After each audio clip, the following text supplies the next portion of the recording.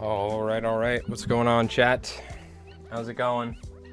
Hope everyone's doing well. Appreciate everyone for tuning in early here. Friday night, some fly tying. I was waiting until it cooled down, man. It was so hot. How's it going, chat? How you doing?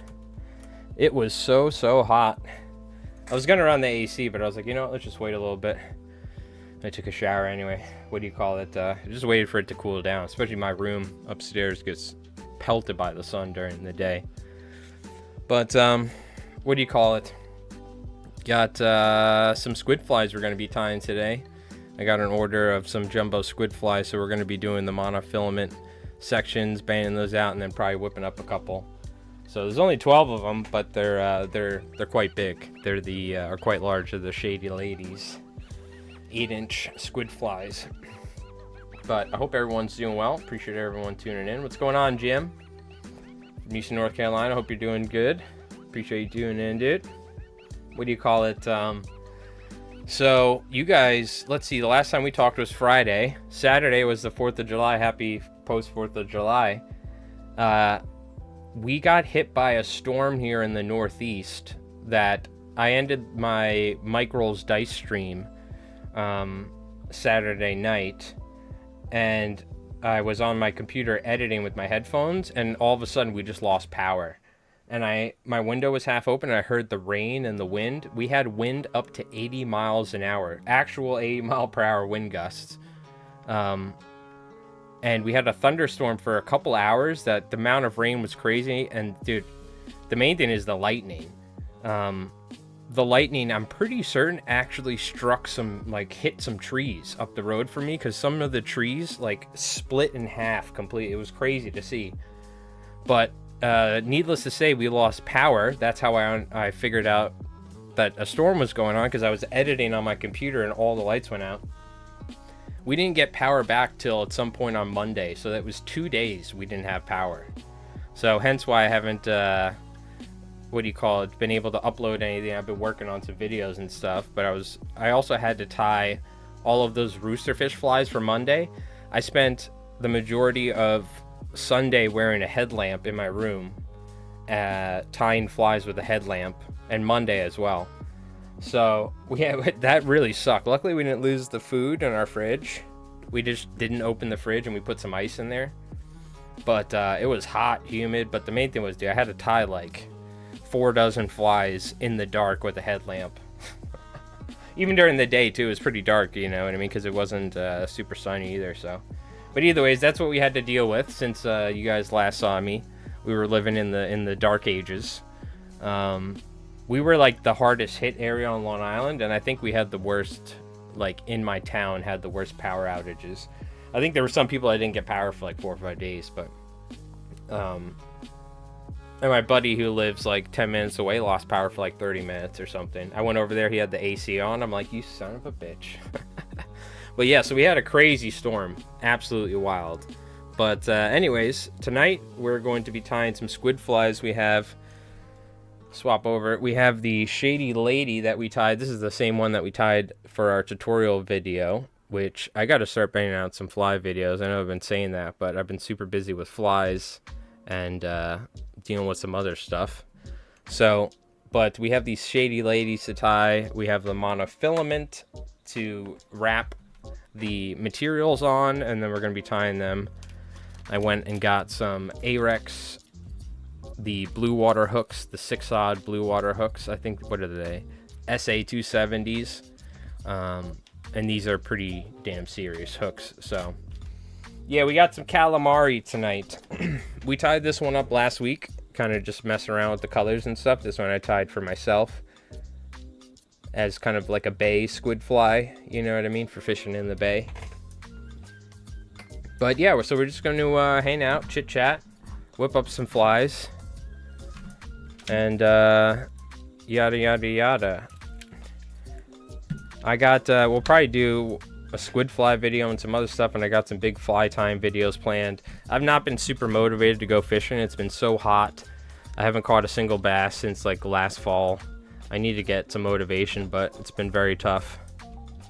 But I've been working on probably the biggest video I've ever done for my second YouTube channel, Mike Rolls Dice. It's going to be like, it was like 2.5 hours of footage for this battle report that I'm editing down. So that's going to be like the largest edited video I've ever done.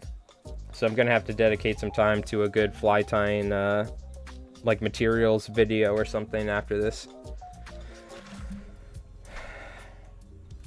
Yo, Zeke, what's going on? Good subject tonight? Hell yeah.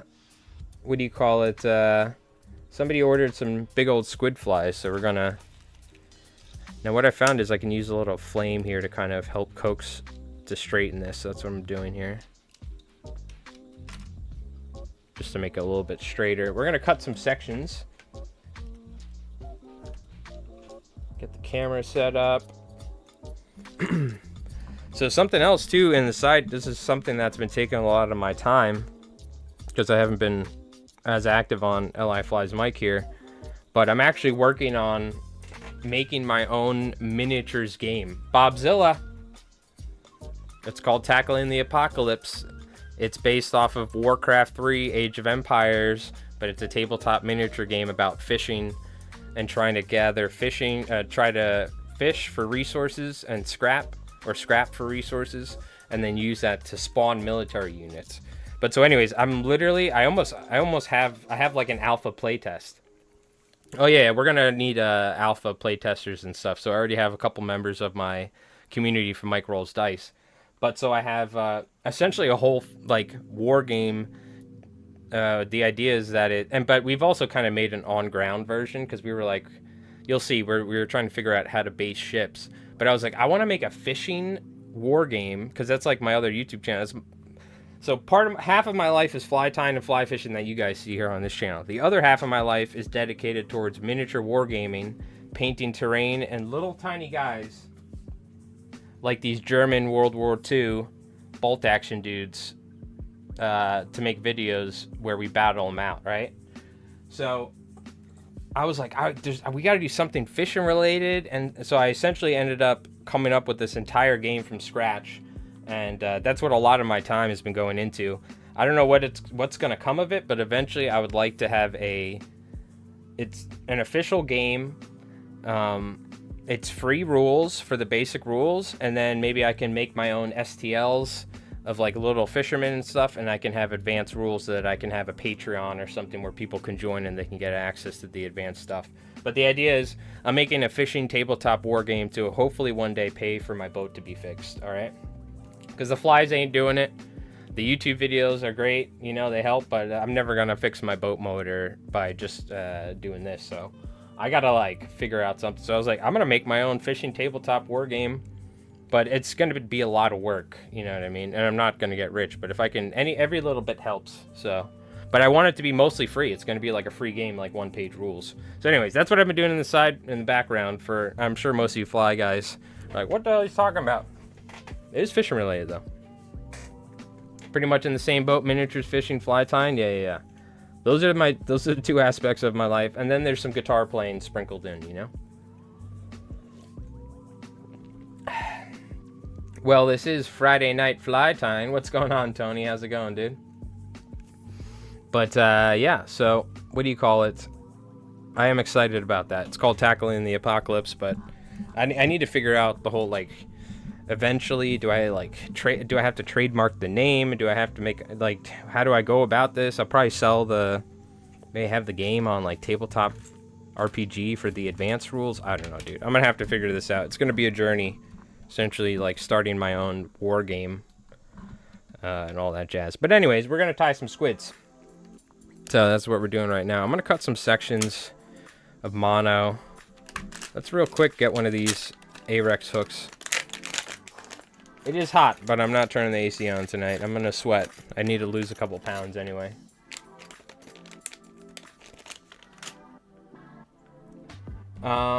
Add custom models, sell flies at miniature prices for the game. Oh, dude, I should, just sell flies as miniatures?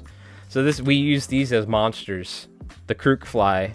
We were playing, and I was like, we need monsters, NPC monsters, because like, in Warcraft 3, you kill NPCs for items and loot. So I have that in my game as a mechanic. So we used a couple crook flies as big sea monsters. But that being said, I want to make like STLs and stuff, you know. Alan Collette. Also, dude, is it? How do you pronounce his name, Calvin? I've talked to him on the phone, and I asked him specifically, how do you pronounce your name? And he's like, oh, don't worry about it or whatever. But is it Kialo or is it Kaulo? But he helped you via email on the Pink Lady. Yeah, that's awesome. Actually, one of my friends who South Fork Salt, who does all the drone stuff, I guess he somehow talked or got in touch with Alan, and then he was asking for someone else gave him my number. I forgot who, or somehow he found, I don't know. But he called me one day. He was asking about something. But he was like, oh, I love your video. Thanks for making the video on, the Diablo crab. I'm like, dude, thanks for teaching me everything I know about sight fishing for striped bass. You're awesome. Kalo. Okay. Alan Kalo. Okay. Yeah, what do you call it? He, I had Nick Curcione call me. And then, it's funny because it, like, of course, Henry Cowan, but that was through Zeke, if I'm not wrong, right? Oh, no, I don't even know how. Somehow, all these professional fly tyers that I grew up aspiring to be one day end up calling me nowadays and like, yo, hey, what's going on? Are you Mike? Yeah, I love your video. I'm like, what the hell's going on? How do you guys even... Like, okay, cool, yeah, hell yeah. I'm like, I remember when Alan called me, I'm like, god damn it. What the hell's Alan Kalo calling me? I love it.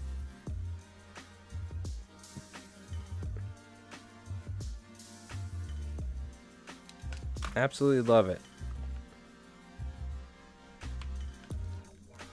Speaking of drones, I was just down in the backyard getting some footage of the whales. Oh, nice.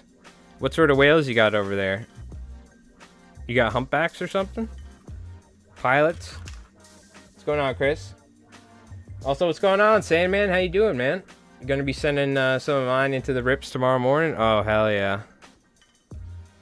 Sheesh. Hell yeah.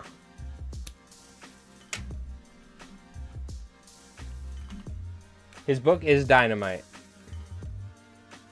Yeah, just take the hooks out. Well, you can always clip the hooks off, right? Or you can tie them on shanks or something.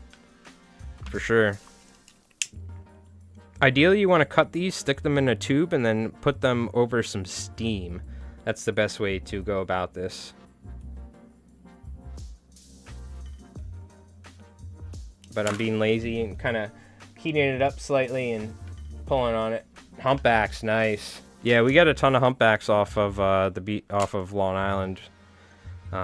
It's always cool. We'd be out there either on my boat or when I go out on my friends' boats. You almost get to see humpbacks almost every single time. And a lot of the times, all you see, and you once you're out there, you'll catch it a lot, is you'll be like scanning, looking for fish or whatever, and out of the corner of your eye, you just see like a massive. It's hard to explain, but you literally see like a 20-foot humpback or whatever, however big they are, breach the water and then smash the water, because you'll just see this like huge like explosion of water. But one day we got to see it in a pretty close like distance. I'd say probably maybe like a quarter of a mile we saw it or something, to where it was like relatively close. We got to see one of them breach. And I was like, that's what that is. I keep seeing it out of the corner of my eye every once in a while. Like, you'll see it like a mile away. You'll see this, like, just whale. I don't know what the distance, but, like, you can see those things breaching from so far away. Add another 30 feet. Well, there you go. That's why you can see them from so far away. They usually, well, not only do you have to keep a certain distance away from them in a boat, but they seem to avoid boats, which is the smart thing, obviously. Dolphins are, depends. Like, you'll have dolphins, in certain areas, the dolphins, like, completely avoid the boats. In other areas, they'll, like, come right up to the boats. It's interesting. We were cod jigging last weekend, and we had humpbacks playing 20 feet from us. Yeah, it's a bit sketchy. Oh, I would imagine. we were chumming, we were shark fishing, and then you'll see in one of my videos, I think it's the other highlight, the second highlight, we'll probably play it later. There's a pilot whale, I think it was, that circles the boat, like, I guess eating some of the chum, or like, I don't know what it was doing. But the whale was, I mean, I have a 21-foot Steiger. The whale was like, gotta be like, 30 foot or something. It was just circling the boat. I'm like, damn, my boat looks really small compared to this whale. Like, you know what I mean? Ah, killer whales. Oh, that's very cool. Yeah, we don't get killer whales up there, down here, but up there you get a wide variety of whale species and stuff.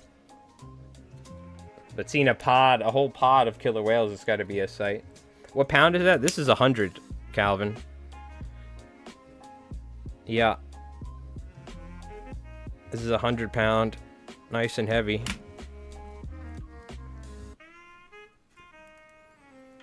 We had an 8-foot great white circling.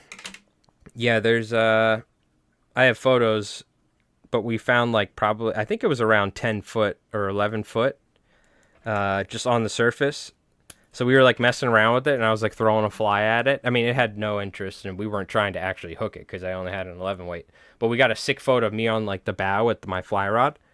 But we looked it up. That an 11-foot great white is around, or a 10-foot great white is around like 1,100 pounds, I think, at least, or something. And like, just to see the girth and like the size of that shark at just 10 foot was unbelievable. I mean, its fin was massive. It's the fin sticking out. I always forget whether it's a pectoral or whatever the back fin is on a shark, or on a fish. But what do you call it? That was such a cool thing. So I couldn't imagine seeing like an 18-foot or something. You know what I mean? Yeah, I mean, it literally did not even care. It came up, it circled the boat 3 or 4 times and just kind of like checked us out and then just left. It did not even like, generally other shark species will like not, they're not as cool as that. Like we found makos, or we found hammerheads, or like threshers. Like if you're like moving your boat around or whatever, they usually disappear immediately. This great white was like checking us out. It was very cool to see. He probably could have chomped on my Honda 130 and like ripped it off the transom if he wanted to. Well, he didn't care. He was like, yeah, whatever. He was looking for probably seals or striped bass or something. You know what I mean?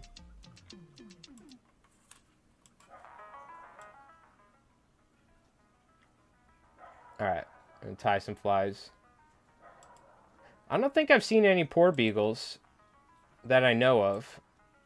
We have a lot of juvenile great whites because they actually like breed and spawn here on Long Island. They figured it out a while ago, especially around Montauk. But when we were chumming, we would see a ton of like 5 to 6 foot great whites. Like we would see more juvenile great whites than we would see brown sharks some days. So like the ridgebacks and stuff or whatever, the generic brown sharks we get inshore.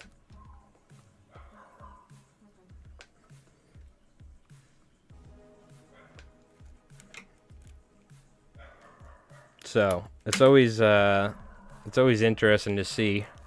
And after like spending my whole life swimming out here, I'm like, damn, I wonder how many times there's probably been great whites out here, like while we're swimming around. Yellowfin tuna. You mean if you hook into a yellowfin with standard gear or something? So I'm just cutting out some sections of mono real quick, chat, because we're going to be whipping up with the squids here. So I'm just getting them kind of prepared ahead of time. If I heat them up ever so slightly, it makes it a little easier to stretch them out. But the best thing to do is take them and like steam them. Ain't nobody got time for that.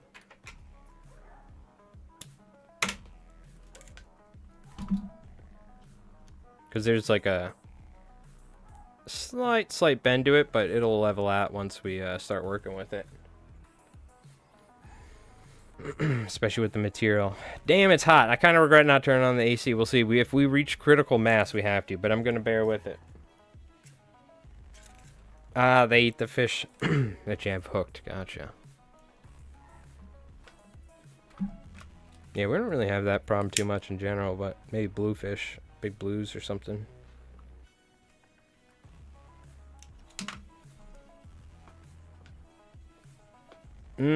Cod, eh? Yeah, they have cod and pollock fishing during the wintertime. You got to go pretty far offshore, though. They're not like an inshore thing for us. I think the further north you go, the closer you can fish to shore for when it comes to cod and stuff.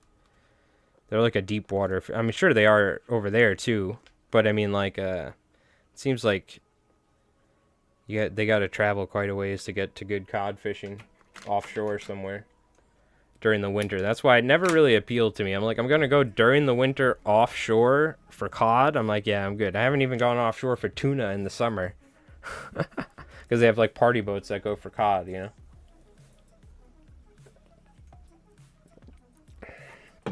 Interesting. Really, there's no commercial cod fishery out there at all? I don't know. I have no idea what the cod fishing is like here on the East Coast in terms of commercial, but yo, Tyler, how's it going?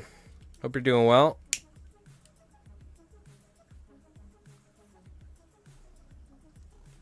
We're just whipping up some squid flies, getting the mono pieces ready for some shady ladies. Just recheck. What's the... I feel like I'm wasting some mono here.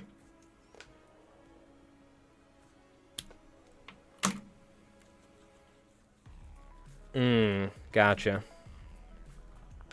Short season.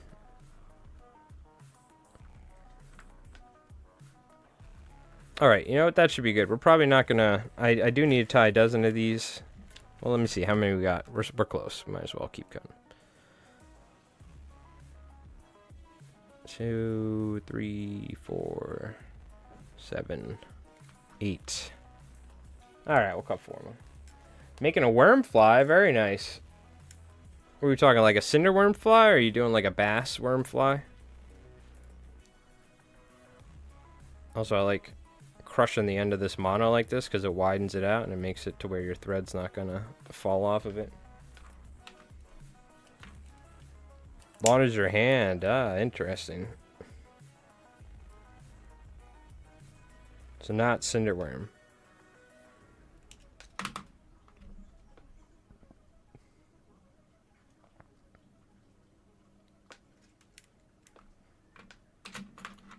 It's probably more around an appropriate length. I'm going to end up cutting it anyways. I like to err on the side of caution, but... Whew, it's hot. Saturday, Sunday, Monday between the 1st of July and end of August. Gotcha. Is that commercial or recreational as well? That sounds like a commercial thing.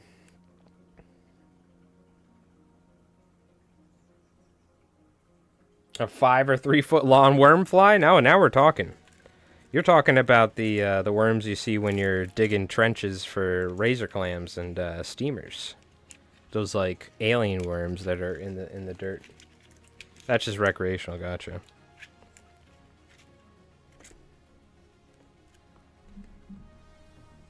Because they have stuff like that here with like clamming, where you can only work on odd days, clamming for razor clams, vice versa, things like that, to limit the amount of pressure on the fishery.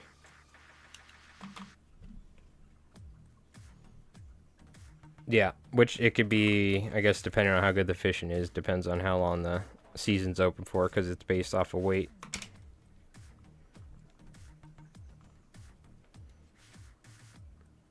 Or it's like a shared quota, like bunker fishing here, right? So if you have a shit season, but the guy next to you has a great one, then you're screwed. Yeah, so, yeah, you know. That'll be an interesting fly to cast. 3 foot long worm fly. There you go.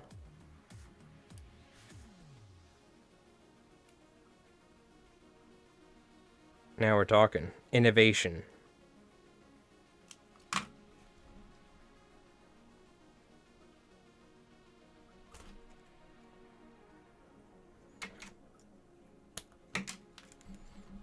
Alright, we're getting ready here. I'm gonna cut one more. I don't know if that was enough or not. I know you're not making a 3-foot worm fly. I know you're joking around. Because, I don't know, have you ever tried to throw a 3-foot fly? I'll tell you right now. A worm fly, you could probably do it. Imagine trying to throw a 3-foot slammer. That would be something else. I should make a gigantic fly one day and, like, freaking give it away or, like, sell it for charity or something. Gigantic. Probably like $300 of material. Better off welding one. Can you show me how long 3 foot is? Sure. You're lucky. You ready? Here's the start of your fly.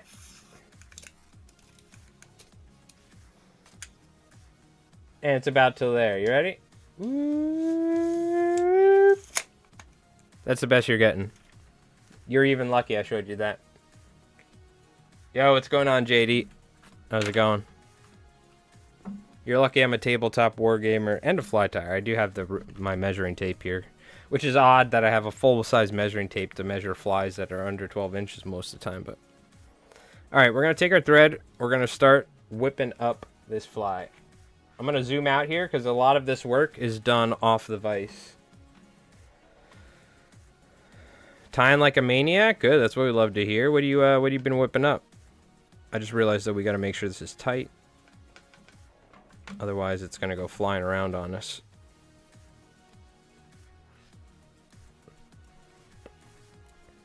Yeah, it still needs to be tighter. By the way, if you're tying like beast flies and stuff, this is how I do it. Me and my buddy Tyler, who was in some of the Albie videos, we were tying like beast flies and doing mono extension. We were both like sitting at the or this fishing show one day, and we were both like, yeah, you know, this is infinitely easier doing it by hand than trying to like have it attached to a vise and work with it and it's slipping. Sometimes I do like having it on the vise though, I will say.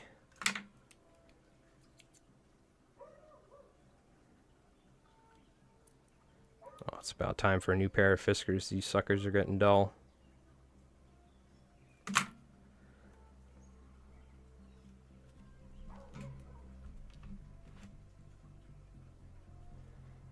Just finished an order of 5 dozen links. Ever want to do that again? Yeah, there's some flies out there. Stuff that's not fun to tie, for sure. I got a 16 weight that could handle a 3-inch worm fly. I'll sell cheat, never used, won it in a raffle at CCA meeting. Damn, you got a 16 weight. Hold on to that because you need to go. You're in Eastern North Carolina. Go catch like some freaking tuna on that thing, Jim. That's what you need to do. You need to go catch some sharks and tuna on that sucker. And I'll tell you though, right now, like those big heavy. I have I think a 14-15 weight TFO. It's like literally casting a stick. It's not even like casting a fly rod. So they're not fun to cast. But it's not really about like casting a lot of times with a rod like that. It's more so about being strong enough to like land a marlin. You're either trolling or you're like generally casting not crazy distances. Yeah, it's like a broom handle rod. I can still cast like 40-50 feet, drop it right on a shark's nose if I want to. But it's like, God forbid if you had to cast a 16 weight all day. Oh my God. Luckily you don't have to, I don't think. All PMD life cycles, caddis life cycles, stone, chubby dungeons, endies, sculpins, you name it. About to do kinkies tonight. A little smaller than you do, and then some big game imposters. Hell yeah, dude. Sheesh. Staying busy. Hell yeah, make that cheddar.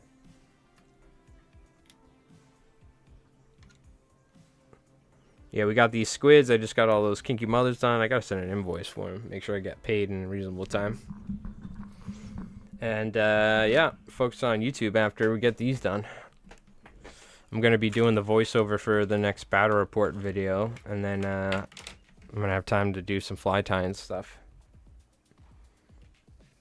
I thought about removing guides and using it as a pool cue. Exactly. Yeah. Exactly.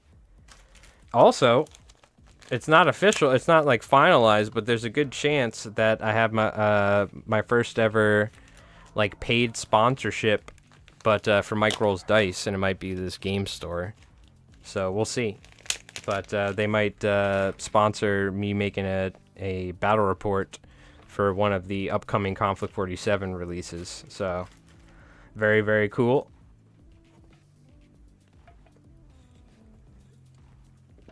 All right. Let's we're doing pink. What was it? 6 pink, 6 orange and pink. And then I want to say white. Let me double check. Hold on.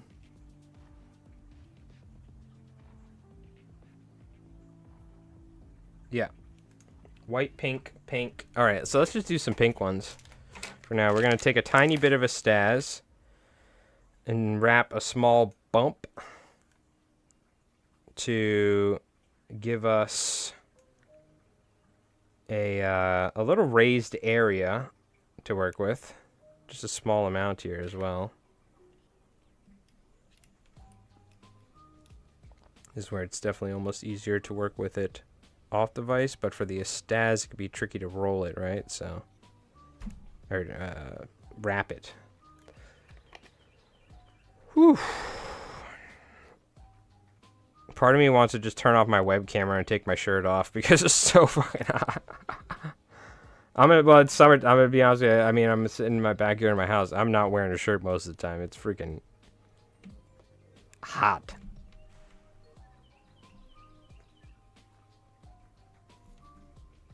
So we're gonna wrap some staz here. I put a little super glue just to make sure it's nice and durable. You know what I mean? Just by wrapping this little bit of staz at the end, it's going to give us like a little bump or raised area for the feathers to sit on top of after this. I'll just secure this down. Let me cut it.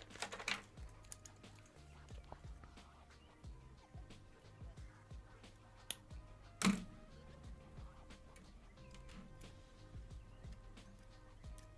little bit easier if you can kind of pinch the mono. But you can see it's still, even 100-pound mono is still not super stiff, so it is easier just to go like this. See what I mean? Now we're nice and secure. I go stick it back in the vise to work with it or something. Let's get some hackle.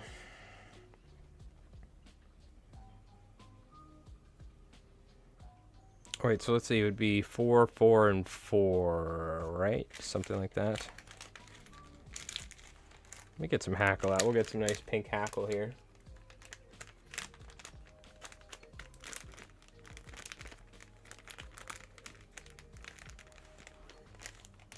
So, got some nice pink hackle I got from saltwaterflies.com. Shout out to Chris. And this fly is going to be around 8 inches, so this mono section, kind of want the feathers to be somewhere around this length. And all we're going to do is just tie, what is it, octopus, 8 tentacles, and I generally like to have 2 a little bit longer, but I'm not really going to be too particular. The whole idea is this is just a big old squid fly. May not be 100% anatomically correct in terms of proportions. It's more so you're going to get it in the right place, strip it, pause, strip it, vice versa.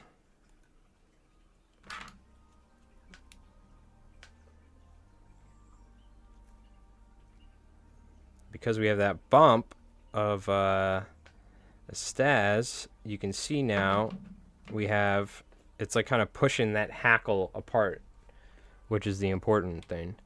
And I'll take some smaller ones and mix them in there. Like I said, I don't necessarily want to go with all large ones. I like kind of having a little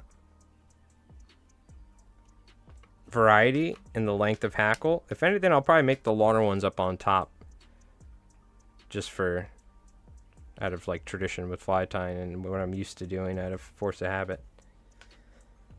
We're just gonna add some hackle here.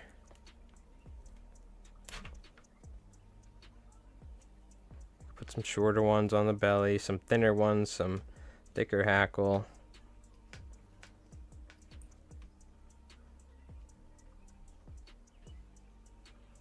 You can always kind of pull them out as well and kind of manipulate them as you see fit.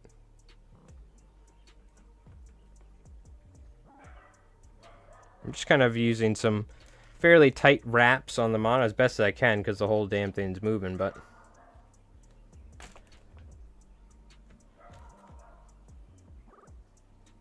so what we're going to do is we're just going to whip up, we're going to start off by doing the mono tails, and then we'll work on the rest of them as we chit-chat. We're going to ban out some of these pink ones here.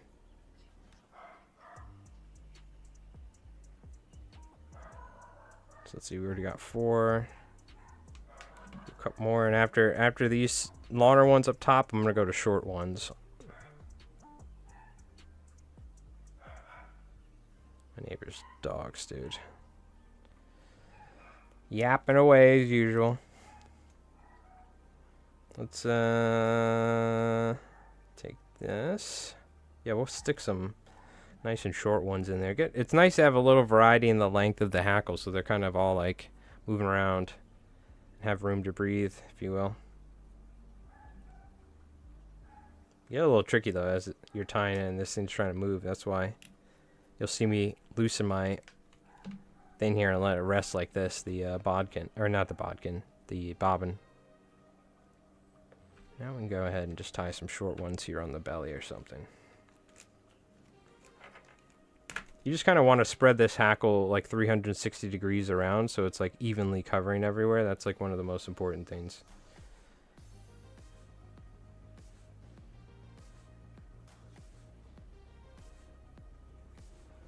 This hackle, is this upside down or which way is it? It's kind of a little, you know, it's a little funky. I'm not even going to use it. Don't even want to worry about it.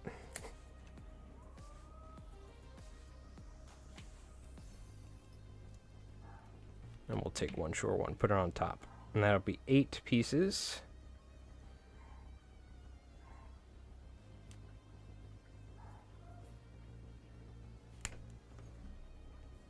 We can secure this. And then we'll probably take it off of the... Now we have a nice little stable actually area to wrap our thread too, because of all this. The saddle hackle has kind of stiffened up this whole thing right here. What we're going to do is we're going to make sure it's pretty well secured before cutting it so it doesn't like completely go all over the place on us, because hackle can have a tendency to kind of flare and do weird things as you're cutting it if it's loosely secured, you know what I mean?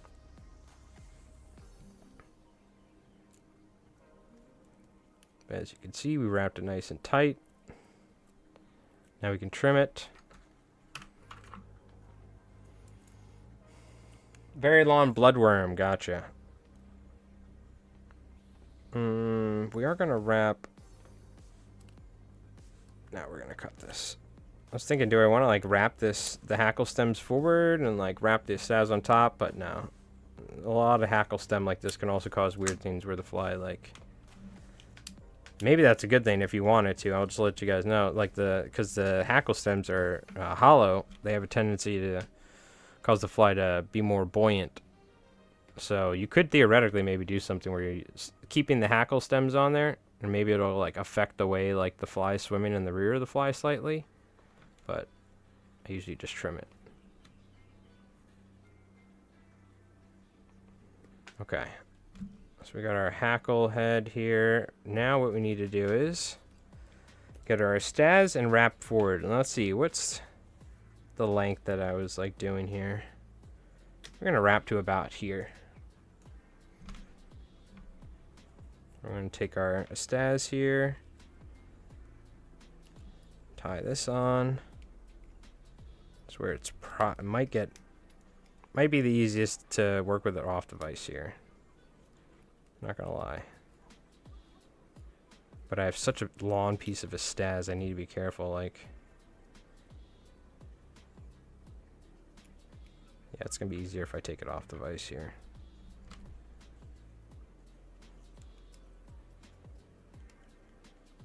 Make sure it's fully wrapped down, secured. Make sure we have some super glue here, and then we'll probably do some super glue towards the front. You don't have to cover the whole thing, right?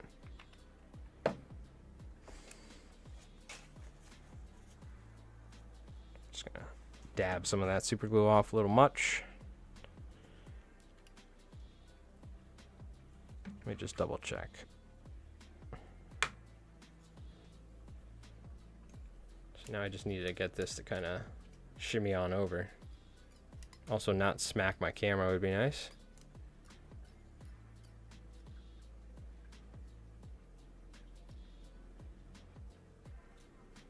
Something about that.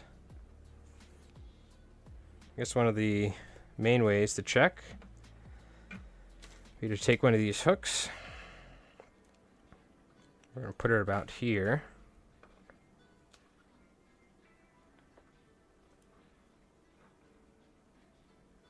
Because I know this fly is 8 inches, so we actually need it to go farther or longer. I might need to make the hackle a little bit longer next time.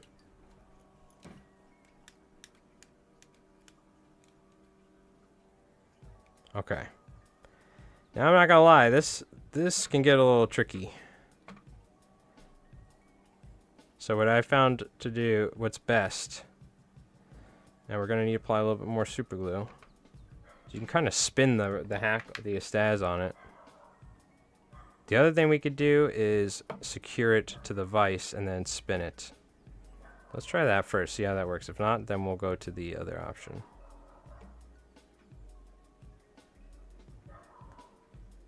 You know what? This is too much. Let's just spin it.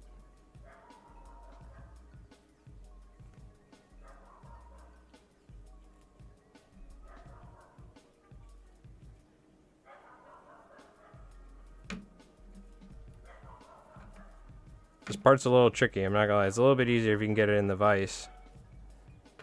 I've done it a couple ways before.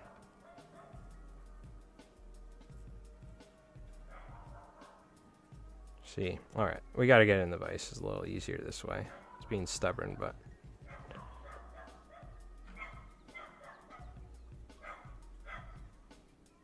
You can see how using 2 vices could be preferable for some people. I never have 2 vices though, so that's the way Popovic's tied these. He took 2 vices and secured the mono between the 2. I've just always done it like this. A little bit of a dance, if you will. But now theoretically we should just be able to do this.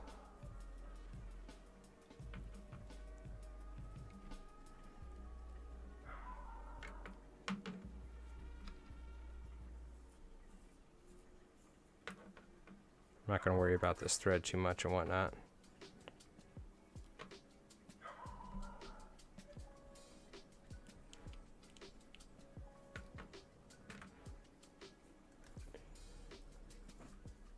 Looks like a giant tuna hook. Yeah, well, it's a big 6-aught blue water hook, but for an 8-aught squid fly, it'll work just fine.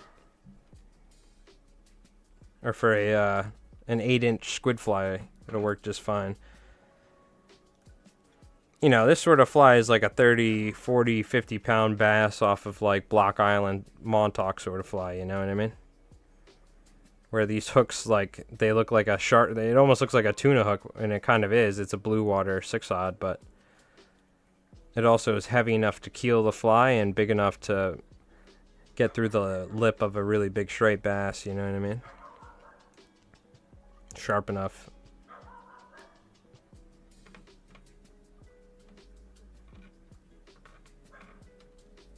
I feel like we gotta. I feel like there was an easier way to do that that I'm just not remembering, or maybe I just didn't do of a smooth job.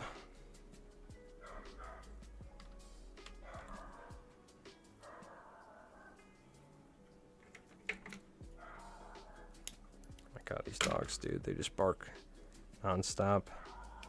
Wouldn't be an issue, but it's just like my neighbors don't give a shit. You gotta go. Hey. But they're like just inside with the AC on probably while their dogs bark. Alright. There we go. We can finish. I think I'm gonna do a little super glue and then wrap some more thread on top. Make it even more durable. Holy hell, it's hot. Oh, pink is one of the colors that what? Shows up as pink and doesn't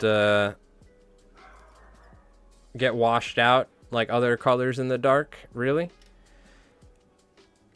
Well, that could explain things. I think oranges as well, right? If I'm not wrong, and yellow. And all these are like, I'll tell you right now, if you're going to try and catch striped bass in 80 foot of water off Block Island, fish yellow flies. Yellow is the one color that sticks up the best in those depths. And Mark Sadot, he ties all of his slammers now in yellow. I'm like, why are you tying them in yellow? He's like, I don't know, they just work. And then we were driving to Montauk to go fish. I'm like, yeah, I watched a video with my stream, and yellow was like the color that stuck out the most at like 80, 90 feet, when other colors like green, red, blue, they all like turned dark, muted colors that all just kind of morphed into the same color at a certain depth. But like yellow and chartreuse, I think orange, and like maybe pink or some other colors like still had their vibrancy and color at a darker depth, or at those depths, extreme depths. Old school hand fly tying, hell yeah. Hell yeah, brother. Alright, I'm not gonna worry about putting well, actually, we'll do the eyes later. Let's keep tying these. Let me get a bunch of hackles set up. Holy cow, it's hot. Sheesh. Woo, sheesh. Get a bunch of hackle ready here, and then keep whipping up these tails. I didn't realize pink was one, though.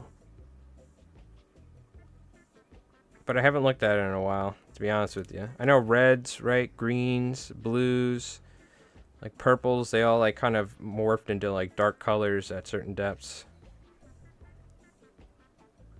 I do need to make sure I'm using some pretty long hackle, though. I want to make sure I'm getting that 8-inch squid fly length.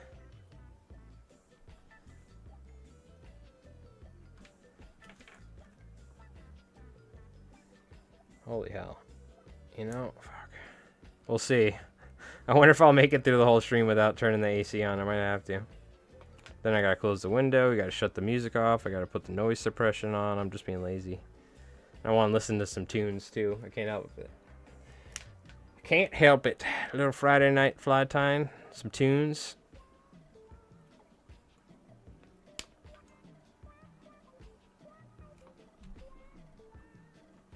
So I'm just getting some hackle separated. I want to make sure I have a nice little mix, but also, like I said, I want to make sure I'm supposed to be tying 8-inch ones, so I want to make sure I'm not tying the hackle too short. So I'm just plucking some out here.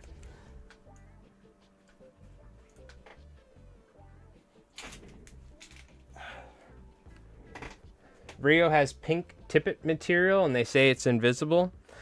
I don't know.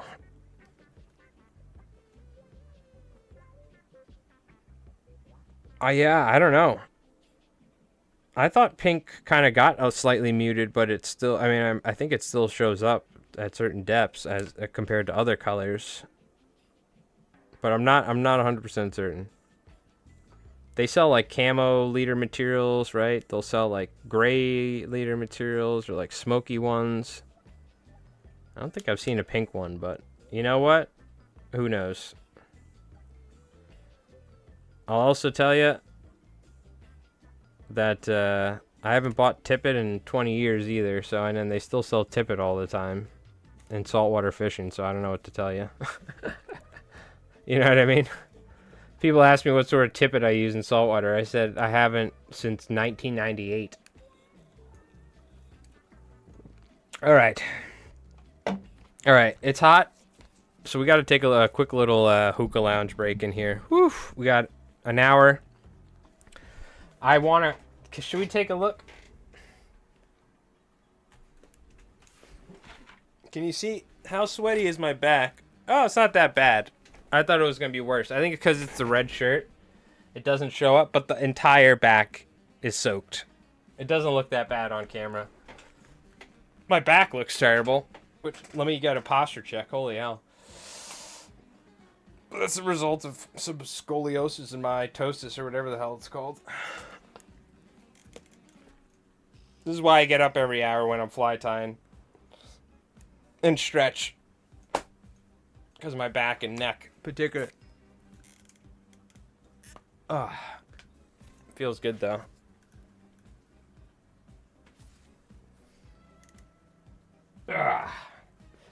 Whew.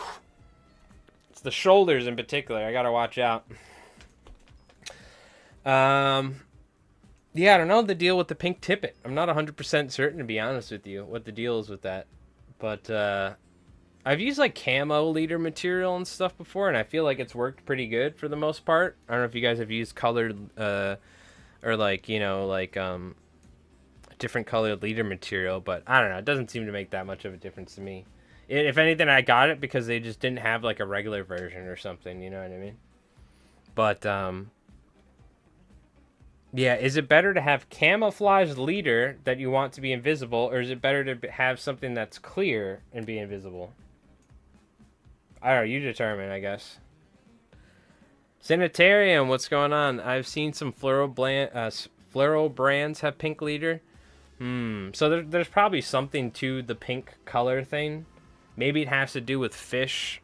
I don't fucking know. I couldn't tell you. Pink seems to be my most productive color, like in general, but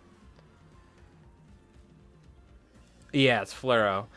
Maybe it's something to do with the fluoro. I don't know. Maybe it's like a particular wavelength. But we were just talking about how pink is like again, pink's like my most effective color. It's like I feel like it's one of the most standout colors for fish to see. And apparently it can be seen at certain depths when other colors can't. I don't know if it's as vibrant at certain depths as like yellow is. But, you know, the hot pink in particular seems to retain it. But I don't know. I would imagine this gets darker at depth quicker than yellow does or something. You know what I mean? So, all right, we're going to take a quick little break. I'm just going to go and grab a drink real quick, and we're going to keep on working on these, keep on chatting if you guys have any questions or whatever. We're just going to be hanging out tonight, tying up some squid flies, and, you know, doing some Friday night fly tying. So I appreciate everybody for hanging out and, you know, tuning in here. So we're going to take a quick little break. Speaking of, you know, whales and stuff, I told you we had that one highlight video where there's that whale circle in the boat. I'm going to play that. That's a quick video. I'm just going to be gone for a minute or two here, chat, and I'll be back in just a second.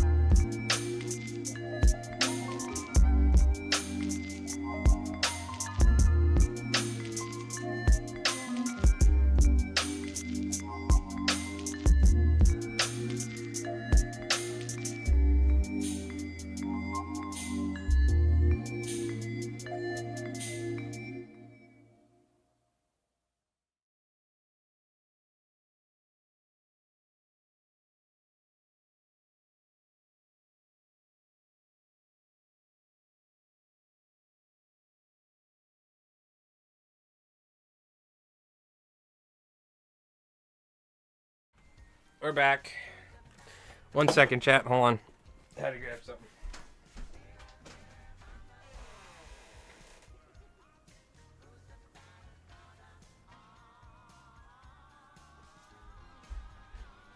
All right. Short one. Short one, but nice one. Okay. Let's keep tying. We're going to keep whipping up some of these pink tails here. And I should just be doing this in my hand. It's probably the easiest way, honestly. It takes a little bit of getting used to do it, but... Because you're like... where's my vise? But...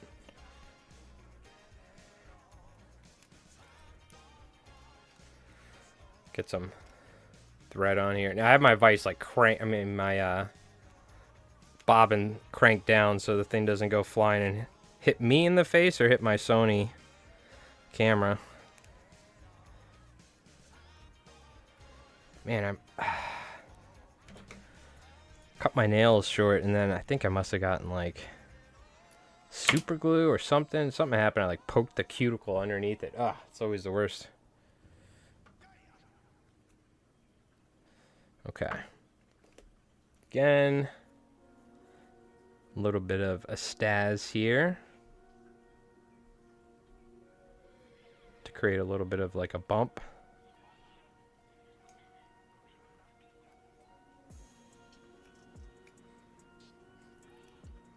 Gotta work it back a little. It's the tricky part. Like I said, it takes a little while getting used to. Once you've done it for a little bit, though, you get the hang of it.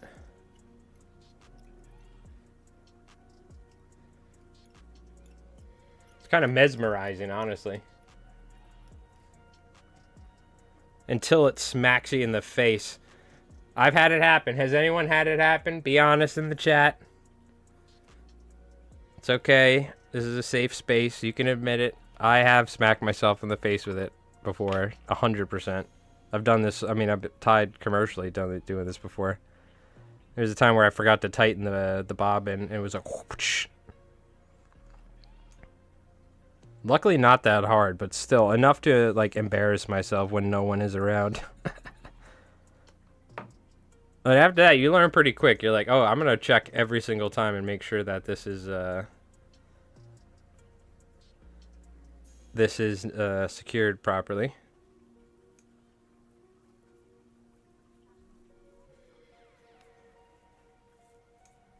You won't forget after that. You get a bobbin to the noggin.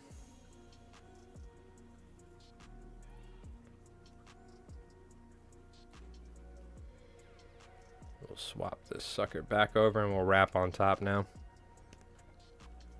Yeah, really? I mean, I'm trying to think. What's the sort of flies you tie in your hand like this? Unless you're Joan Wolf. It's usually just the beast flies or any sort of mono extension fly. So there's not many reasons why you end up tying with your hands. Unless anyone here, has anyone pulled a Joan Wolf and, or Wolf? I always forget how to pronounce it. And like tied flies with your hand. Either because you didn't have a vise or just for fun. Took a standing 8-count tying loop on fly line. Took a standing 8-count tying loop on fly line. Oh, tying a loop on the fly line. Mm-hmm. Is that when you were whipping the bobbin around, you got smacked with it?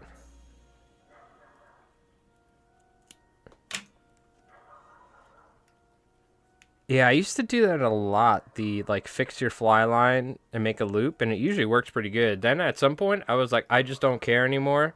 I just got to make sure I don't get the fly line in the end of my fly rod. And I just started doing double surgeons, 2 overhand knots with the fly line. Because I've had some of the loops fail on me that I did, or like the loops that you glue on there. So now I'm like, screw it. I'm just going to double surgeons loop, you know, the end with the 2 overhand knot. And it's worked great ever since. But I don't know. Fly lines are always cracking, this and that. The loops are cracking. It's such a pain in the ass. But they got to sell you a new fly line somehow, you know what I mean?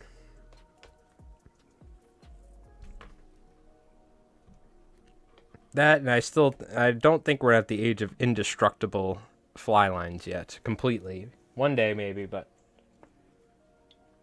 they still crack and break on us.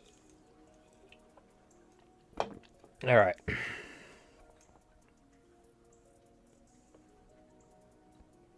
Let's tie on our hackle.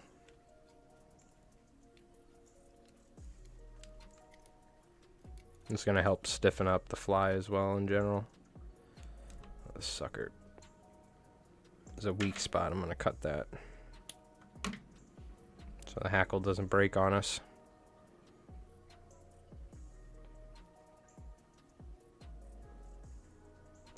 I'm just going to go 360 around essentially.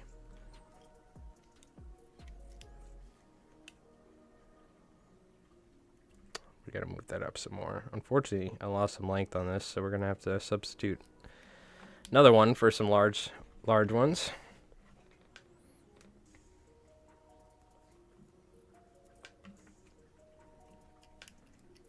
I'm excited. We're going to probably keep working on my tabletop fishing game tomorrow for Mike Rolls Dice. So I made rafts and like printed up a bunch of little 12mm guys because I want a small scale version for when I stream. And I'm excited to keep working on that. I used 2 tube nail knots with 10-pound test to make loops on the fly line. Yeah, my buddy at the fly shop, he was like hooking me up with doing nail knots. A nail knot onto the fly line with the mono, and I've done that a couple times. And it does work, but I've also found that, like, I don't know, I've had issues with that as well. I guess no way is foolproof. It's just whatever way you prefer. But I've had issues with that, like where the fly line gets cut from the mono or the whatever, you know, from the leader.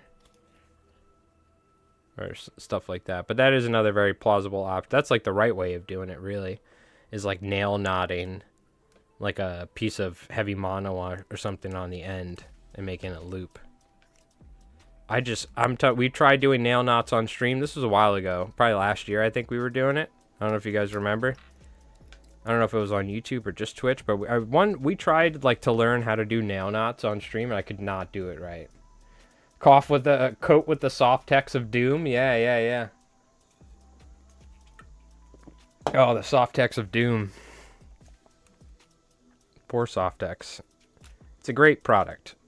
It's just make sure you use it in a well-ventilated area is all I'm going to say. Then again, I know some people that are like, never use it.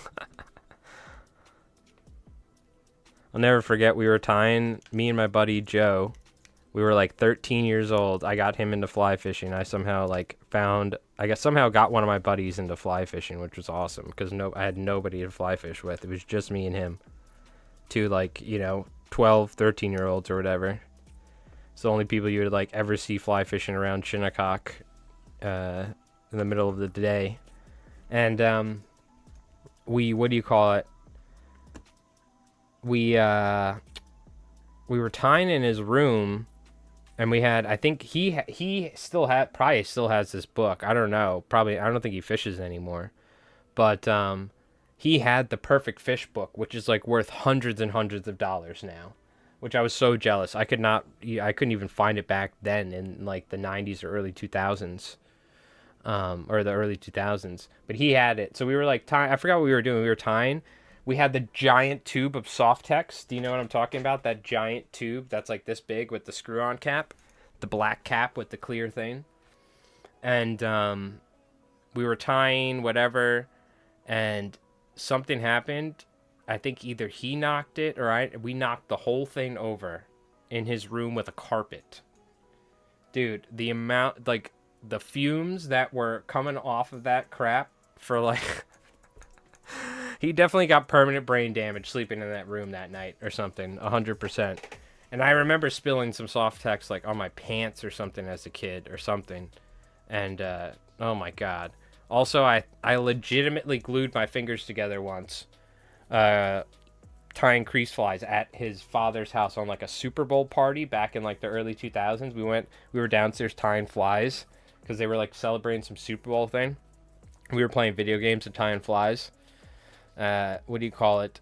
But I super glued my fingers together, which I had never done.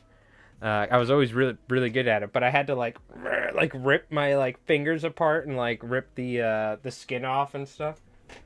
I'm just thinking about all the times we made a mess or like glued something tying with that dude as a kid. It's just so funny to think about. I remember we spilled the whole bottle of Softex and we were like, oh my god, oh no. So let's see, what is that? 5? Let's get 3 more. But yeah, that stuff stinks. Easy with the tube. I just remember them selling it in that giant bottle, and that's how we would always see it and buy it. Stuff's great, don't get me wrong. For what it does, like stiffening up a tail section on a fly, it's probably the best glue you can actually use for something like that. The only problem is that glue is like seemingly or allegedly carcinogenic or something, you know, like whatever the hell it is. Not good to breathe in.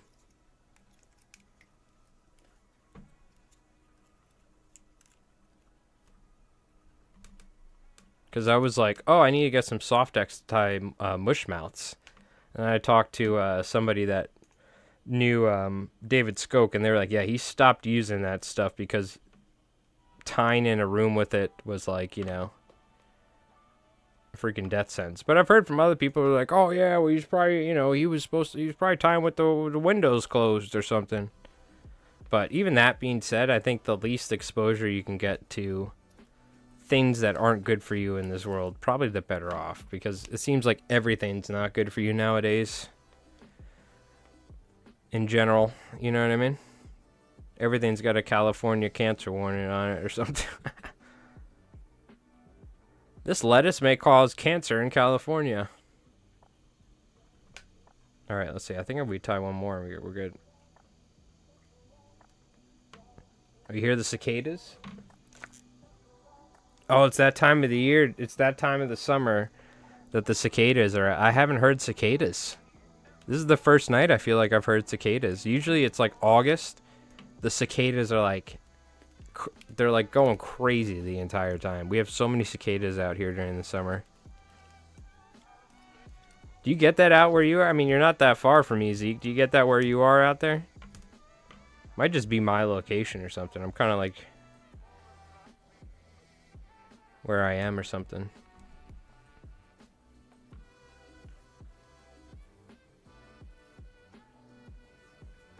Let's see if we can wrap the Estaz while holding it with this.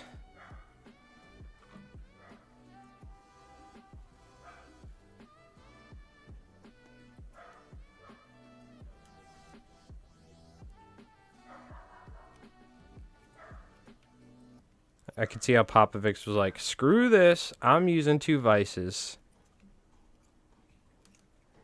And then just wrap the bobbin over the 2 vices. You know what I mean? Got them in West Virginia a few weeks ago. I started hearing them. Yeah, it's usually like middle of the summer or something. You'll start hearing them, and it's like every night. I don't mind them. It actually kind of sounds kind of cool.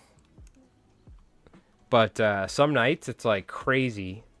Like the cicada hum is like so... There must be like thousands of them in the trees around here or something. I don't know.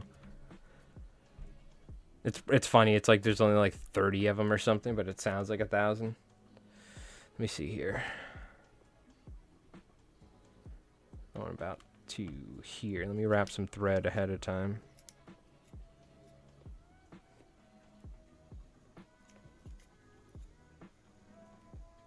This is where it is. See, it sucks sticking it back onto the vise because now we have hackle on there, but oh, damn it. That's what you don't want to do, by the way. Oh, no. What do we do? Oh, no. Can we avoid a disaster? Everybody breathe. It's exactly what you don't want to do right there is what I just did, is because of the Estaz. DEFCON 6.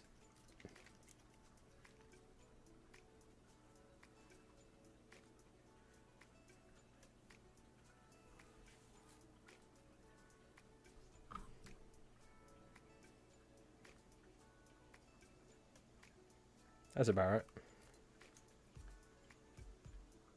Very loud meditation sound. Yeah, that's essentially what it is.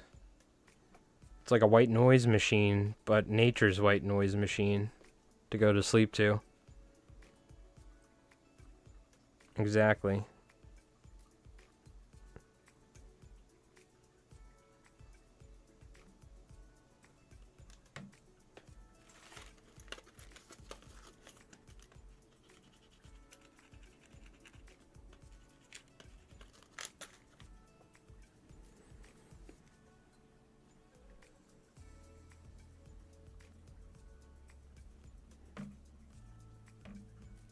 Alright, let's see if I can just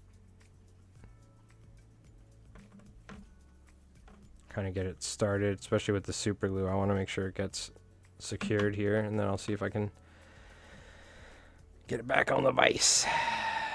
That's why it helps to leave a nice little nub for yourself. Some mono to work with, you know.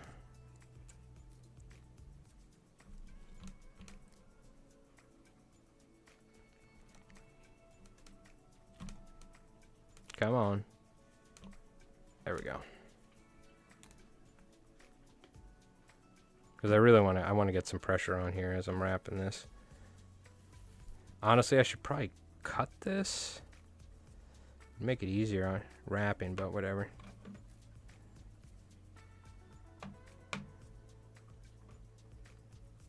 Should get some more super glue on here. I want to make sure it's durable.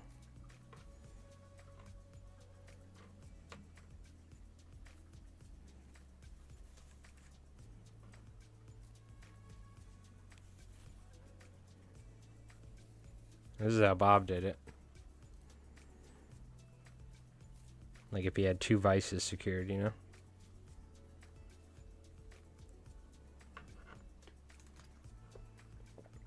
Yo, Eli. How's it going? Hope you're doing well. Yeah, no worries. We're just hanging out. We're tying some little squid tails, getting them ready for some squid flies. Just kind of chit-chatting about fly tying and fishing and all that. Hope you're having a nice night.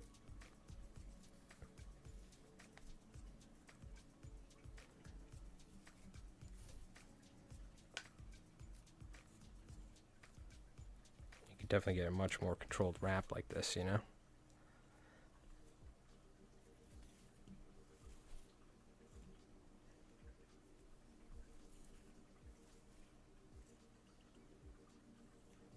And that should be good. Now we'll do one more wrap here. A dab will do ya. Last year I watched in my drive a wasp, about 1.5 inch long, sting a cicada, and then fly off with it. Holy cow, that's crazy. Yeah, nature is metal, for sure. I watched a June bug emerge from the ground the other day, and ants were like eating it before it even got to get out of the ground. I had to help the June bug. I shouldn't have intervened, but I did. I didn't realize it was a June bug. I just saw the head of like a bug coming out of the ground, and then these black ants saw it, and they like started ripping its antenna off as it was like emerging from the ground for the first time. I'm like, could you imagine? You could see the beetle was like freaking out. So I like moved the rock over a little bit so the beetle got some leverage to get out. And I was like, it's a damn June bug. June bugs are like, I'm sitting in my backyard looking at my phone. It's like, I'm getting like attacked. Like June bugs are like hitting me in the head at like Mach 5. But still, I was sitting there and I'm like, what is going on? I see this like bug emerging from the ground between, we have like slate rocks, you know, as like, kind of like laid down and like grouted together in my backyard, and like, you know, it's cracked in between and that you could see the dirt, and like I guess a June bug was emerging from underneath one of the slate rocks or whatever that we walk on. near the last rock, and the ants saw it and they were like eating it. But it was just funny. I was like, oh my god. But I was like watching this unfold, and I like watched the beetle for like 10 minutes. I was like, I have to intervene. I was like waiting to see. They were like tearing him apart while he was like emerging from the ground for the first time. It was like such a crazy. Most people won't even like notice something like that. I love watching, like, we have tons of little jumping spiders in my backyard. I love sitting there in the hookah lounge and like watching the jumping spiders because they hunt on the bricks or on the on those rocks that we use for my backyard. So it's like a big open area. It's like a bug arena. There's like jumping spiders. There's like ant wars. It's sick. It's like ant colonies fighting each other and like all sorts of crazy stuff going on those rocks. Which I just love to think, you know, like if you scaled down, you got shrunken down, like what a whole different perspective of the world it'd be if you were like a little ant, you know, or something. There's like a whole metropolis of like bug activity happening in this tiny area. It's like a different universe or something, you know?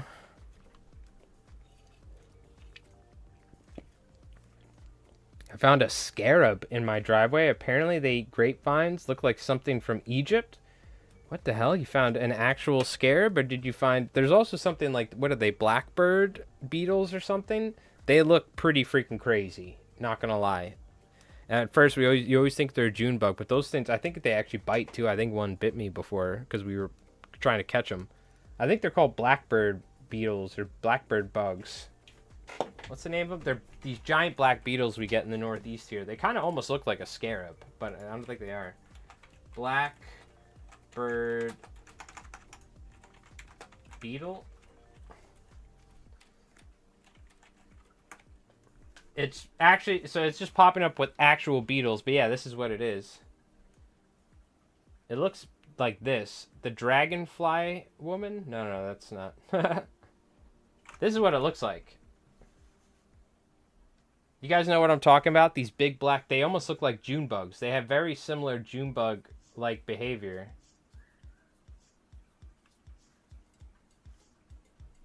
I don't know if that's what these are, or if that's the right one. It's definitely not a ground beetle because they fly. Maybe it's a black beetle or something? They're big, though. I'm talking about, like, they're like 3 inches long. Huge, and they got crazy pincers. I remember one bit me when I was a kid. I don't know if that's what it is. If anyone knows what I'm talking about, they're huge. One was sitting on my screen last night. My dad's like, "Oh, look at the size of this June bug." I'm like, "That's not a June bug. I think that's..." We used to call them like blackbird or like black something beetles when I was a kid. I think is their name. I forgot what they're called. My dog's scared of June bugs, but my little beagle's trying to eat them. I was gonna say dogs are always trying to eat June bugs. Most dogs I know love trying to eat them, but I could totally see, like, especially my Pitty back in the day, Marley, God bless him. I bet you he would. I'm trying to think. I don't think I remember seeing him interact. Oh no, he would. I feel like he used to try and catch flies and stuff like that too. I don't know if he messed with the June bugs though.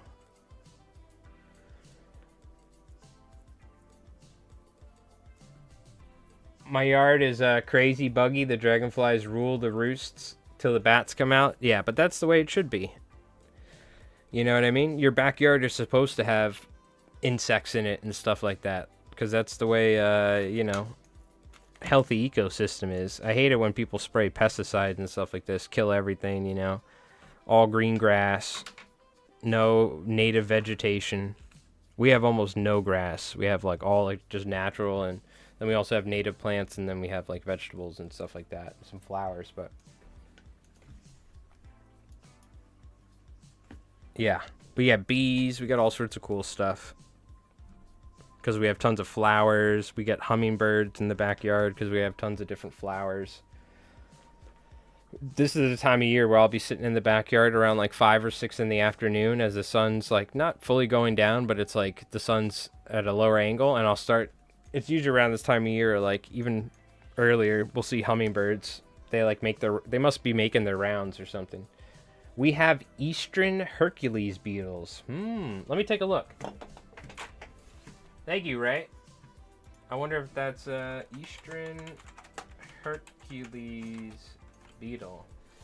No, that's not it, even though that looks sick. I didn't know we have these. We have Hercules. I know these from other parts of the world. No, I didn't know that. Oh wow, are these are the ones that no, they aren't the green glowy ones, right? Like that. That's a rhino beetle, I thought. Yeah. Yeah, I think I may have seen these before. This is not what I'm talking about though. I didn't realize though we had them. Georgia, yeah. Because they have Hercules beetles in other areas of the world. I've seen like them in documentaries. I didn't know that though. That's cool. Wow, is that the size of their larvae? That's the size of the larvae? Oh my god. Larvae level 3.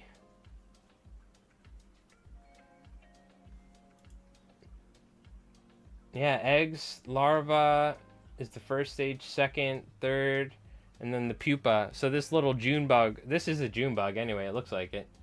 This is like it was coming out of the ground and the ants were ripping it to shreds. Dude, that's crazy. Look at the size of that.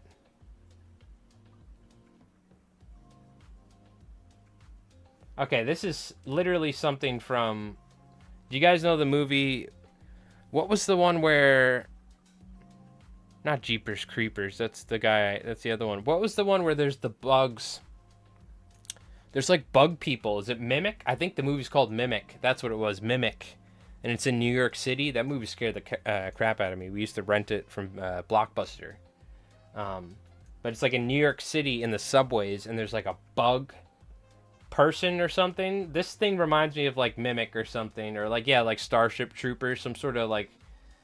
This almost looks like the freaking face huggers in Alien or something. This thing's crazy. But look at the size of the larva. Oh my god. That's a meal right there, dude. That's a meal right there. You could throw that thing in a frying pan. Sheesh. Eat that sucker up. Tremors? Yeah, that could be something like Tremors. You guys ever eaten bugs before? Like cooked bugs? We, for...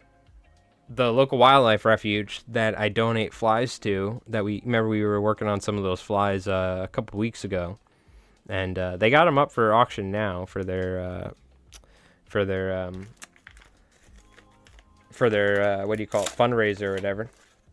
They what do you call it?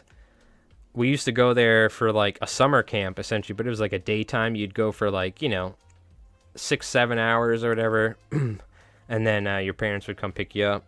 And we would, like, go hike into the reserve and go, like, literally, we'd be, like, waist deep in mud in a pond and, like, going into bogs and, like, digging up the mud and, like, looking at the insects. And so it was sick. For a kid, it's, like, the most fun thing you can do if you like animals. But it was, like, the coolest summer camp thing we could do. And we'd go kayaking, we'd do everything. They would teach us all about the local, what do you call it, ecosystem and everything, all the animals and... But the last night is like you go for the last day. It's like a nighttime thing to like finish it off, and it's like a little party thing almost. And one of the things they do is they fry up, and for any of the kids that want to, they fry up bugs. So there was like fried mealworms, and there were like fried crickets or something. And so I watched them take oil in a pan, and we did it upstairs in so on the wildlife reserve. There's from like the early 1900s, there's these ice cutting. So back in the day, there's a lake there. Back in the day, New York City used to get ice from this lake on Long Island or something like that. And they would like ship it out to the city. So they would cut gigantic blocks of ice using horse-drawn ice cutting like tools. So they have like a wooden barn that is from the ice cutting days. And it's like from like the 1800s or 1900s, whatever it was, and then it later became like an ice cutting operation for for like people's ice boxes and everything, whatever the hell it was. But and they were cutting like gigantic blocks of ice in the wintertime. They have a really cool display there. But so we were up there in the old like 1800s wood ice cutting museum or something, because that's where on the top of that was like the kids' summer camp little area where they would go. So we fried up and ate mealworms and crickets or something like that. But I remember he fried them up using oil, the mealworms, and then put garlic powder on them. And it was like eating freaking French fries. It was so good. I literally was like, everyone else was like, yeah, whatever, you know, and me and like one other kid, we were like, oh my God, dude, yo, we were like, throw them in there, fry them up. We were eating them like they were French fries. They were so good. Because he like seasoned them with garlic powder, salt, pepper, and they were fried in oil. It was delicious. That's my bug eating story I wanted to tell you guys. Shout out to that place, though. I had a lot of cool experiences as a kid. Definitely helped me appreciate everything we have out here in terms of the wildlife on Long Island. Hence one of the reasons why I do the thing every year where I donate flies for them to sell for to raise money for the wildlife refuge. Because essentially it's like a gigantic swath of like virgin pine barren lands and this huge freshwater lake that feeds a bunch of like little creeks and tributaries and goes off into the bay. And if they could, they would cut that shit down in 5 seconds and build a bunch of condos. But because some like super wealthy philanthropist decided to like create this wildlife refuge on Long Island and preserve this like super important area, which is includes pine barrens. And like some of the, like on Long Island, we have the eastern hognose snake, which is like a protected species and is it could be endangered for all I know, but I think it's like it's definitely at risk of like, you know, being at trouble. It's a protected species is all I know. Whatever, you get what I'm trying to say. The pine barrens here on eastern Long Island are, and I think the pine barrens are in general are like one of the only places you can find those, which is one of the reasons why they're a protected species, because the pine barrens have gotten essentially destroyed over the years from us cutting them down or all sorts of stuff, development, whatever. The day of going to rent movies was lit. It was lit. It was. This was like before Stars and Encore. We had Stars and Encore with like Cablevision. So we didn't have like movie channels. You just had like a couple of TV channels. And like we'd go to Blockbuster and rent like VHS movies and stuff. Then we ended up getting cable box at some point too, but still Blockbuster was the shit. Especially for me renting video games, that was really the thing. But of course, all the VHS tapes. I'm trying to think. I used to rent a lot because this was like at some point obviously they switched to DVDs too and we got that, whatever. But I used to rent a lot of the Ernest VHS tapes. If you guys remember those Ernest movies, they were like kids' movies in the 90s. Ernest Goes to School. The Halloween Ernest video, which was hilarious, which I loved. Those are all good. I'm trying to think what else. A bunch of other stuff, but I just specifically remember renting that Ernest. Those Ernest movies a ton as a kid on VHS.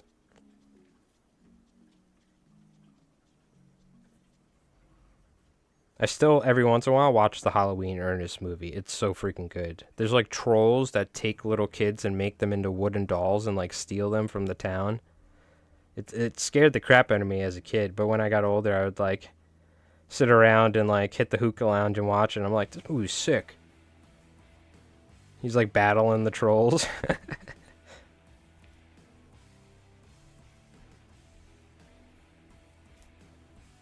Classic 90s. Sort of stuff right there. Alright, I don't know what the hell happened here. It got like tied together. We're just going to cut it. Oh, we can use this part and wrap it. You know what we should do is we should finish one of these squid flies tonight. And that's what we'll do. We'll tie one of these pink ones here. Be nice if I can get these all 4 of these tails done, though. And then we can do that. Whew. Ooh, it's hot. Boy, oh boy. I found a Hercules beetle dead last year. It was huge. I didn't even know we had those things. Maybe that's a down south thing. Maybe I've seen one. I don't know. I don't know if the range is all the way up here, though. But during the summertime, we get some wild stuff. We get some of those moths that are like the size of a plate. You know, those green ones with the really cool patterns. I forgot what they're called. Lunar moths or something. They're like these gigantic moths that are literally like this big. I found like probably about 20 of those over my lifetime. It's usually during the summertime and at night. One day I found one during the day, though, while I was working as a mechanic.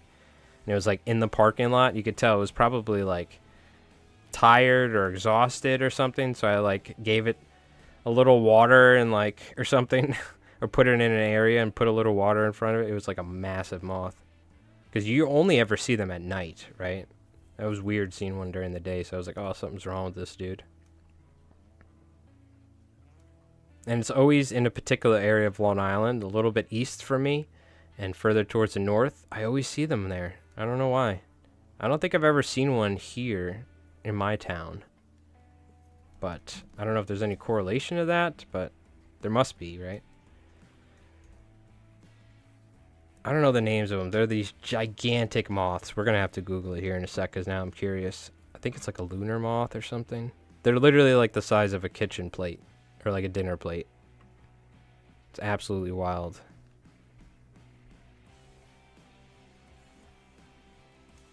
Alright, you know, if you could just cooperate here with me, Thread, that would be very nice.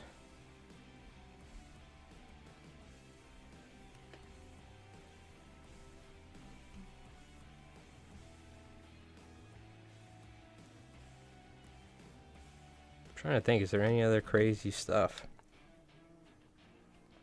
I don't think so. Raccoons. That's about it. I see a raccoon every once in a while. There's like a raccoon that lives around here. I'm trying to think of any cool animal stuff I've seen recently around here. Just like some hummingbirds. Nothing crazy. Some cool birds in general. We get a lot. We have a little bird bath, and we also have a little pond in our backyard, so when it's this hot, you get a ton of bird activity in my little pond.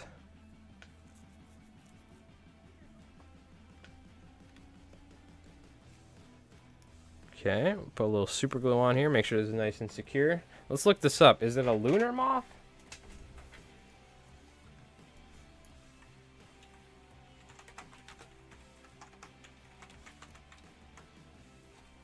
Yeah, I think this is it. Yeah. That's them. I'm pretty certain this is it. Look at dude, this is like a freaking anime character. With only a week to live, lunar moths are a rare sight. Is that true? Do they only live for a week?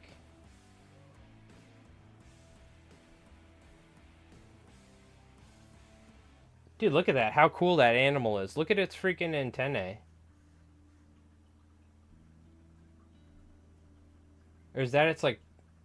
Does it pollinate with that? It looks like it does. That's what I'm talking about. When you see an animal like this, dude. I'm pretty certain that's what these are. I mean, look. They're like the size of a bat. They're huge.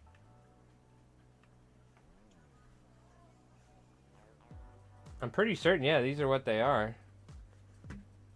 Yeah. I guess they only live for a week too, man. No wonder why I've found it. This is what I know, they're super rare. I've seen a ton over the years.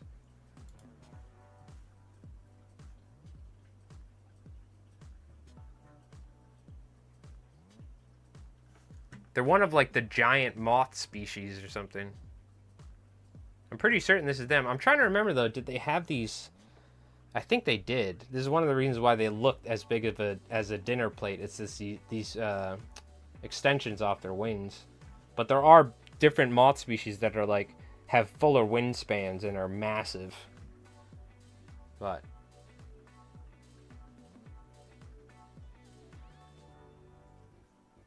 Very interesting. By the way, you know the difference between a moth and a moth and a butterfly, chat? You get. I mean, this is basic entomology, but I gotta ask you guys dumb questions because I'm streaming, right? Chat engagement.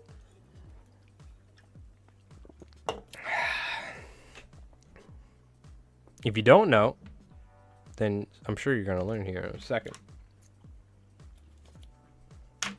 What's the difference between butterflies and moths? What separates them? I'll give you a hint. It has something to do with what happens when they're staying still.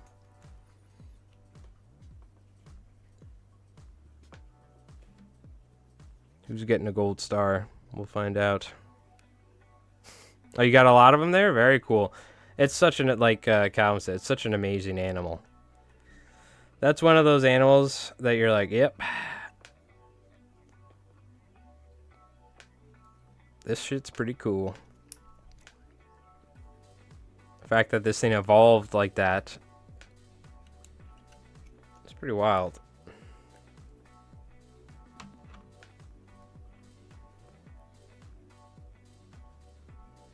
And then you go to certain places of the world and they have crazy stuff like that. A hornworm moth is big like that. Used to feed hornworms to my bearded dragon. Ah, really? Butterflies can close their wings. That's exactly right. Moths will sit with their wings laid open, kind of like this. And butterflies sit with their wings closed. Which I was just looking to see if there was an easy way. But they sit with their wings together, closed up like that in the air. So that's how you can tell if it's when you're looking at a moth or a butterfly and you see them land. If you're trying to wonder. I mean, generally you can tell, but for, you know, for somebody that doesn't care as much about bugs, they might not know that or something, obviously, right? I was like, I might become an entomologist one day. I was like catching those white butterflies, and then my teacher in 4th grade, he was like helping me like preserve them and like pin them and stuff like that. I was like doing all sorts of crazy stuff. I was like, I'm gonna become a herpetologist. We were like breeding chameleons, me and my mom. We what do you call it? Because I was too young to really understand the operation of hatching chameleon eggs. But we had we had a veiled chameleon, and they sold us like a breeding pair, and they like literally, I forgot how many like clutches, but we probably raised like a couple hundred juvenile veiled chameleons for one of the local pet stores over the years. You needed the hint, huh?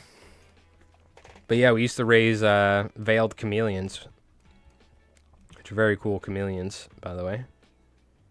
They're not like super duper like crazy exotic, but they have some fun colors on them, and they were like pretty well tempered. This thing, you know. I could just have them like sitting on my like shoulder, hanging out when I was a kid, feeding them crickets and all sorts of stuff. And you can watch them like whoosh, whip their tongue out and grab them. That was a lot of fun. But yeah, so we used to do that. Did all sorts of stuff.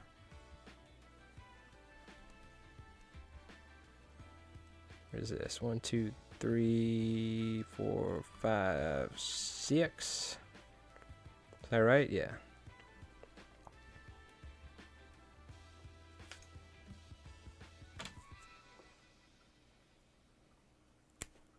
Nowadays, though, what do you call it? I'm good. Dogs are about the most I can tolerate, and even then, that's having a dog's a lot, obviously. Cats or dogs.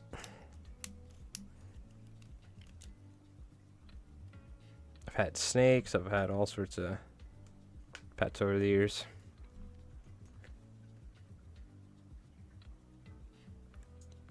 Just trying to see. Let me get another shorter length one in there. Somewhere right about here. Looking for a little gap to fill in the right area. Oh, we got some different sizes too. Bada bing, bada boom. Keep the striped bass on their toes. My voice is starting to go out a little bit. I like barely streamed this week because I've been streaming a little bit for Micro Rolls Dice here and there, especially working on my game and everything, but I've been streaming a ton. My voice is already feeling the effects. Alright, get some Estaz on there. Whew. Oh man, how hot is it where you're at, chat? What's the temperature right now? See, right now, I bet you outside it's probably gorgeous. It's probably in like the high 70s, mid 70s with a little bit of a wind. But in my room, it's like with the lights and the camera and the computers and I'm streaming, it's got to be like 80 something degrees in here. Okay. Stay hydrated. It's hot. Get this mono on. Get the Staz on here. It's nice because those nice stiff chicken feather stems or quills stiffen the hell out of this so I can actually wrap it on there. Which I guess that could be an argument to if you are tying it somewhat shorter, you have nice long stem pieces left over, just wrap them all the way back, give yourself a little bit of a backbone to work with. You know what I mean? By the way, this is my new favorite tool in fly tying. Stiff piece of the hard cardboard-esque paper, because it doesn't adhere to the super glue very easy. It has this like slick finish. You take it, you fold it over slightly, and you just spread that super glue around and wrap it down. It's going to make it more durable. And you're not going to have like a ton of wet super glue to deal with. Even though I just realized I did want a little bit of wet super glue for the Estaz and I waited too long. So let's fix that. Just like that. But if you end up putting a ton of times I have super glue, it like pours out a little too much, then what I'll do is I'll use that hard piece of paper and like clean it up. It's like one of my new favorite fly tying accessories is that.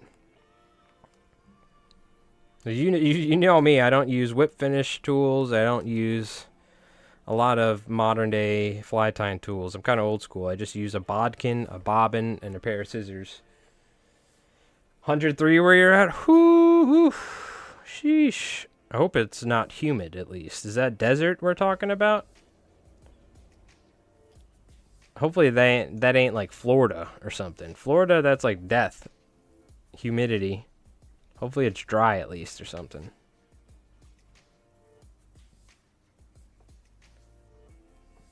That's hot. That is a hot one.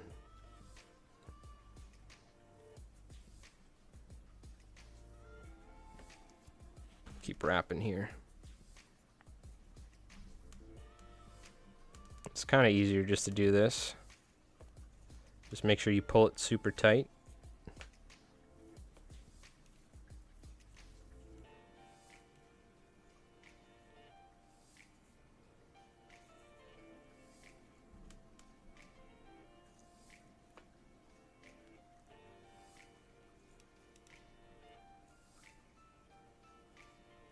Now we can wrap it down. The Avrex hook packs were good for super glue. Yeah, those, just in general, it needs to be like one of those, coated or like shiny sort of like cardboardy paper stock sort of thing, That's the most important thing. I feel like my mic's a little loud. Sorry about that.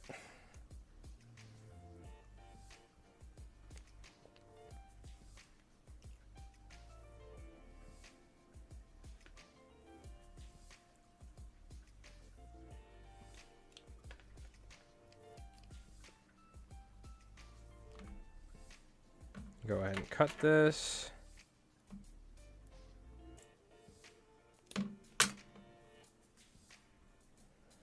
And wrap down here.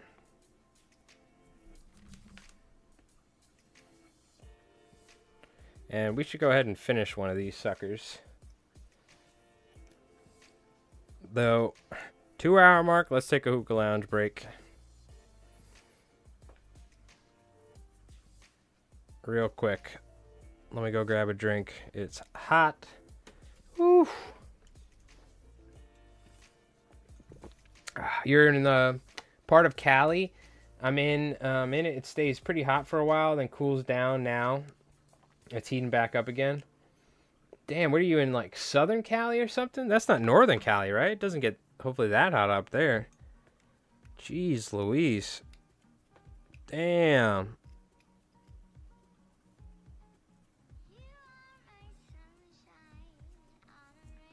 You gotta be in Southern Cali or something. That's like, whew, cooking. Supposed to be hotter. Oh my god.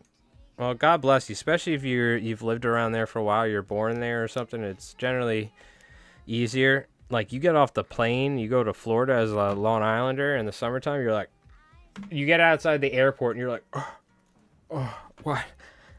What sort of, am I in hell? I think I've just went through the gates of hell. What is this? How can people live here? How is this physically possible? The Central Valley. Oh, okay, gotcha. So, Valley is what? Somewhat closer to LA, I think? I'm not 100% familiar. Or more like, what, Central California or something?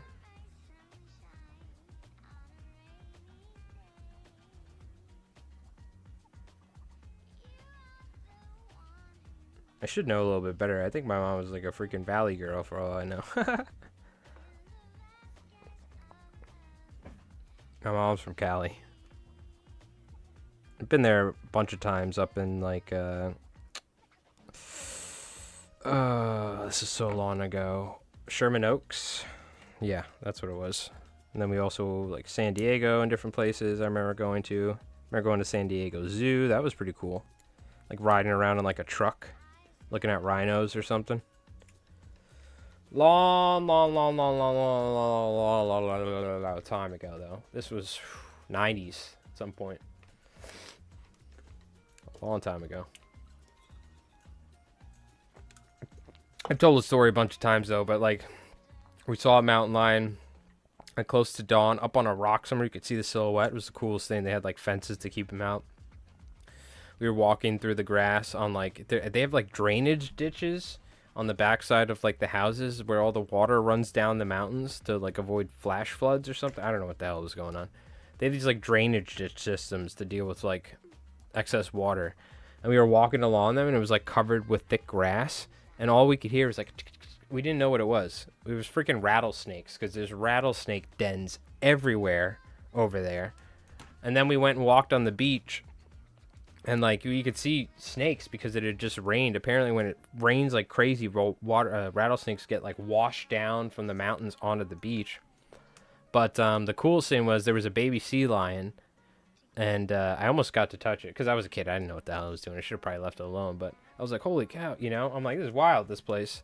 Really cool beaches.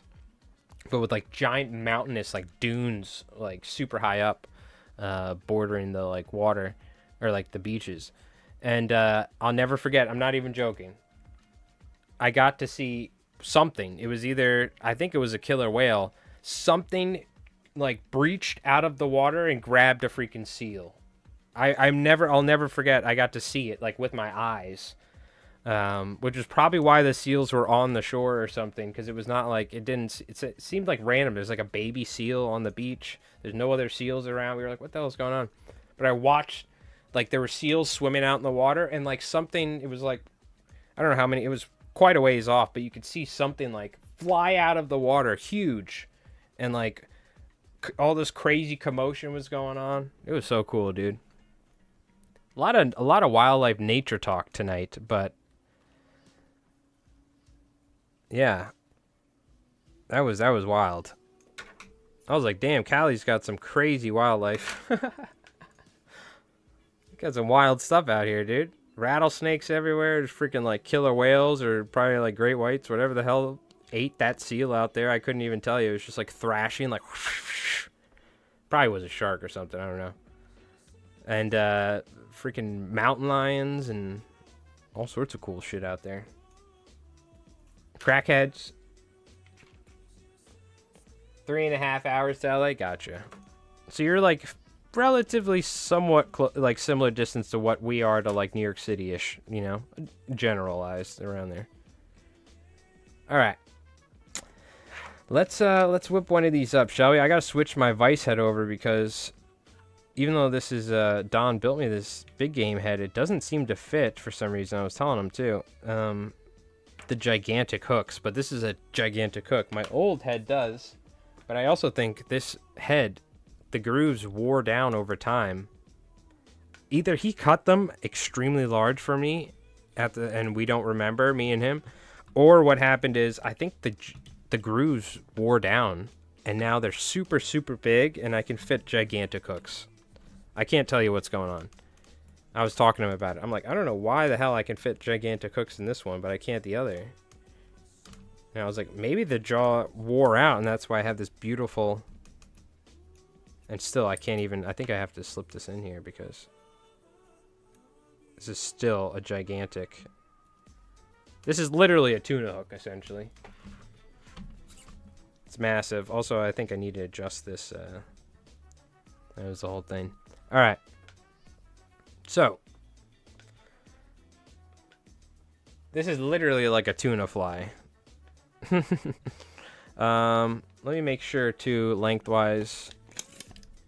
Yeah, 8 inches about there. We're good to go. So we're going to go ahead and wrap this sucker on. We're going to extend our stas forward. Now we're actually working on a hook. And we can actually tie like a normal person. God, it's so nice. I'm going to actually have like a physical platform to work on and not have it be floppy jalopy, you know? Let's go. Yeah, you want some 8-inch squid flies? I'll give you 8-inch squid flies. You can go catch a freaking marlin with this thing, dude. This hook is massive. Yeah, what's going on, Whitetail Hunter? How's it going? This is just a 6-aught. They make them up to 8-odds and stuff, too. Definitely one of the reasons I went with this over a Gamakatsu SL12S. It's a way heavier hook. I want this hook... I don't want any issues with it not swimming properly.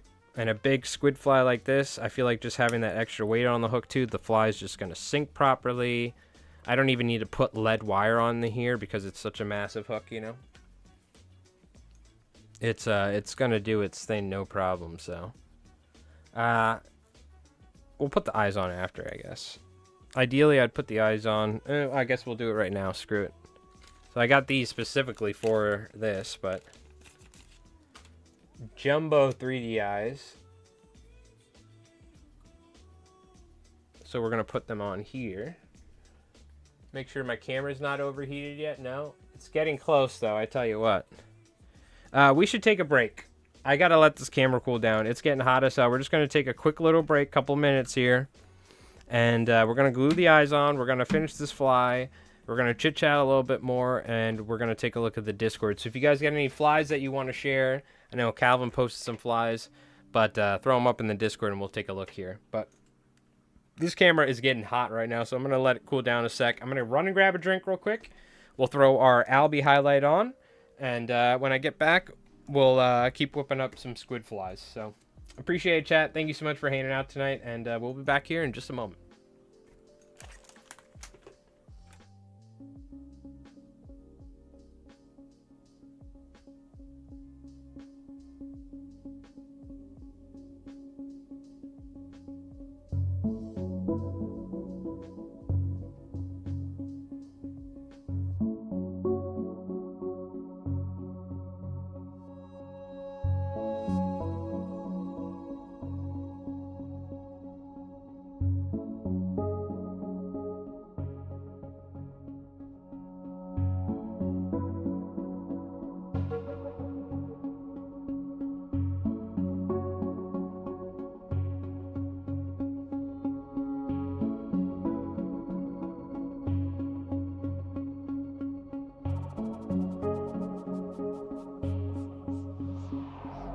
Yeah, dude.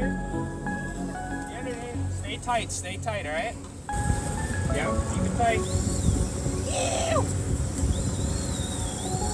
Yeah, dude. Yeah, he did. Knuckle buster. Are you good? Do you need me to do anything? Yeah, I might need a ride. Yes. Okay, okay. Hold on, I'm gonna turn now. I'm gonna try and get on the valve. Yeah, get on the valve. Alright, you're doing good. Keep doing your thing. I'm gonna move us away.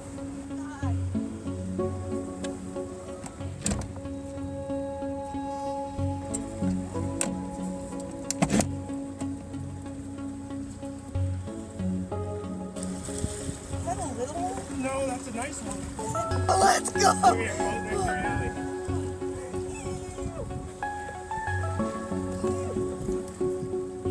Good job. That's sick.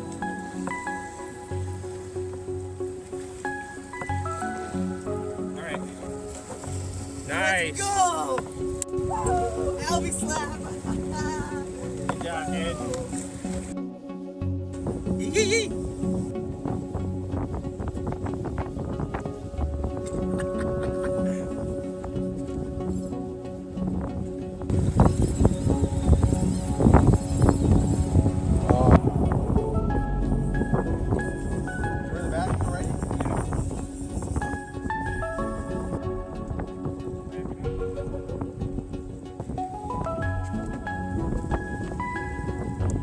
Looking down the barrel of a 12 gauge little tuny, bro.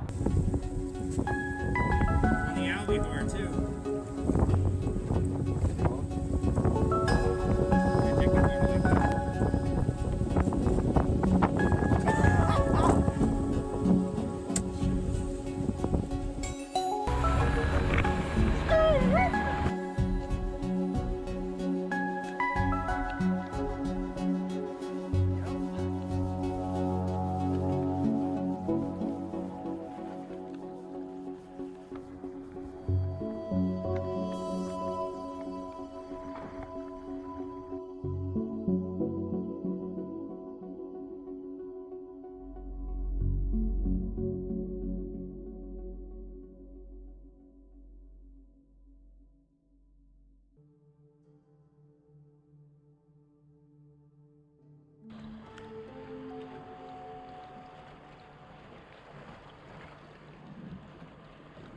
Oh my god, dude!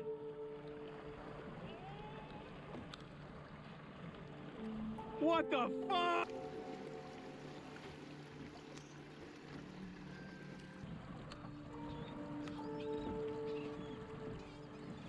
Woohoo!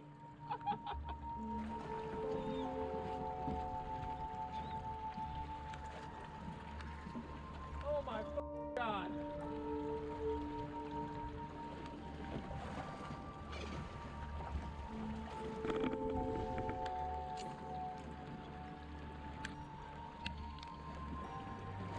Yep.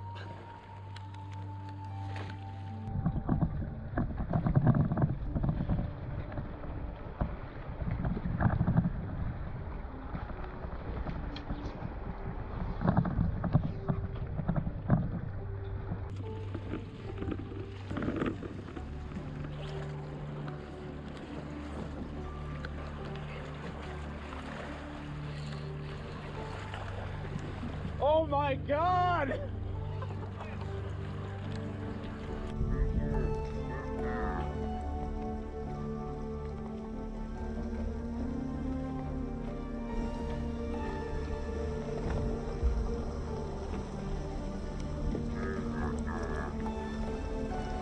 You gotta turn the boat so I can cast.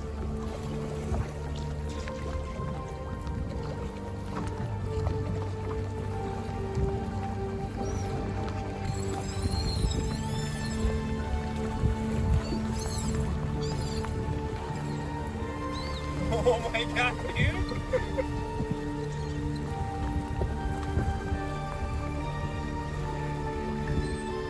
Alright, get back to catching him, Diego. Can't go on that.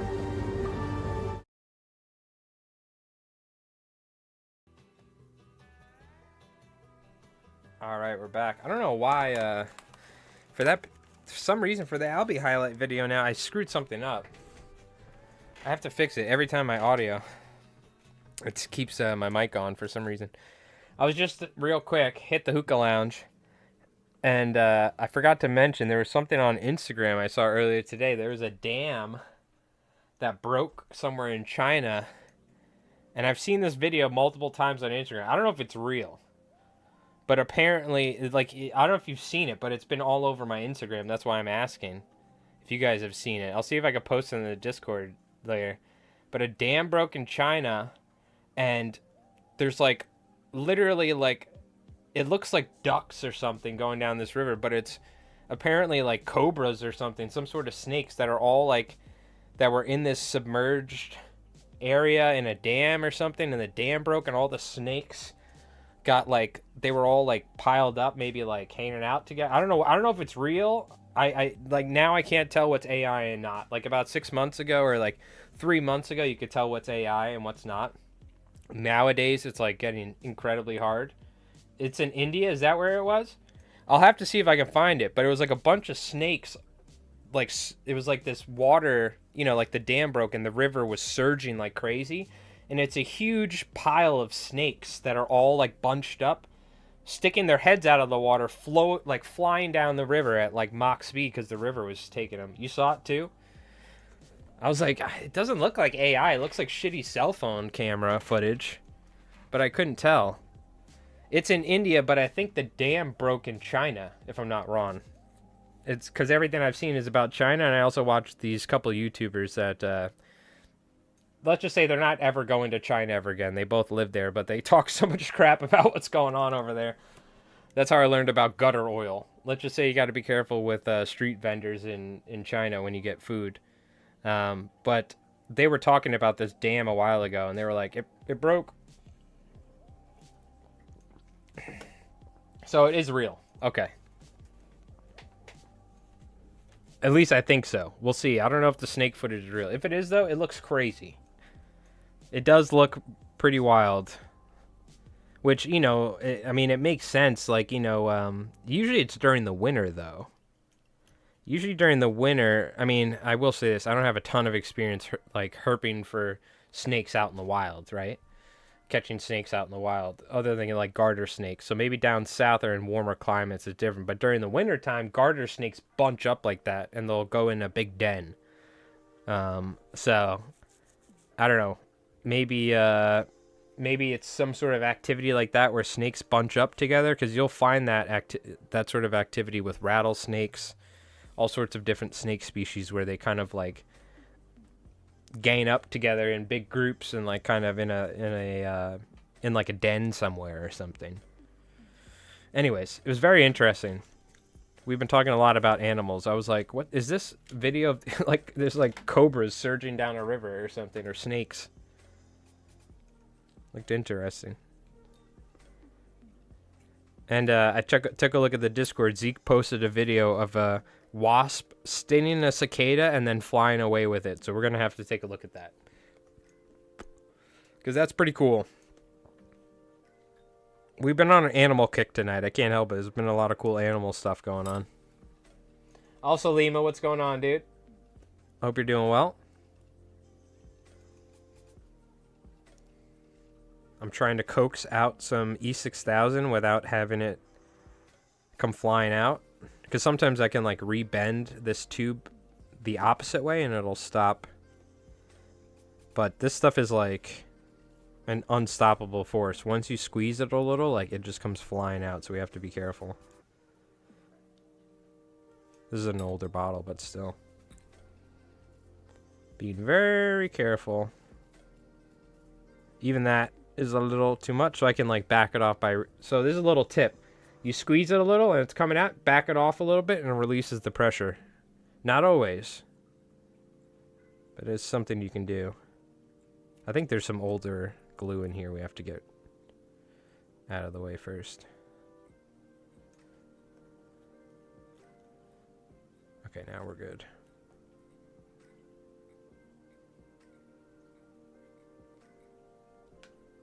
We're gonna glue the eyes on here. I went all out. We got some nice big old 1/2 inch. Yeah, these are 1/2 inch 3D eyes. We're going to start off by securing them with E6000, and then afterwards probably some liquid fusion or something.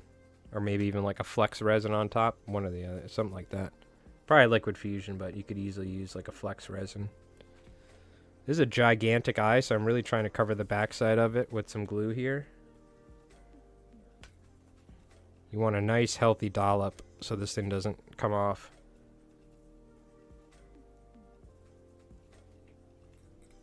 And we want that eye kind of right near the end to kind of help us get the length and shape. If you look at the anatomical proportions of a squid, they are kind of wonky, you know what I mean? Their body's quite long.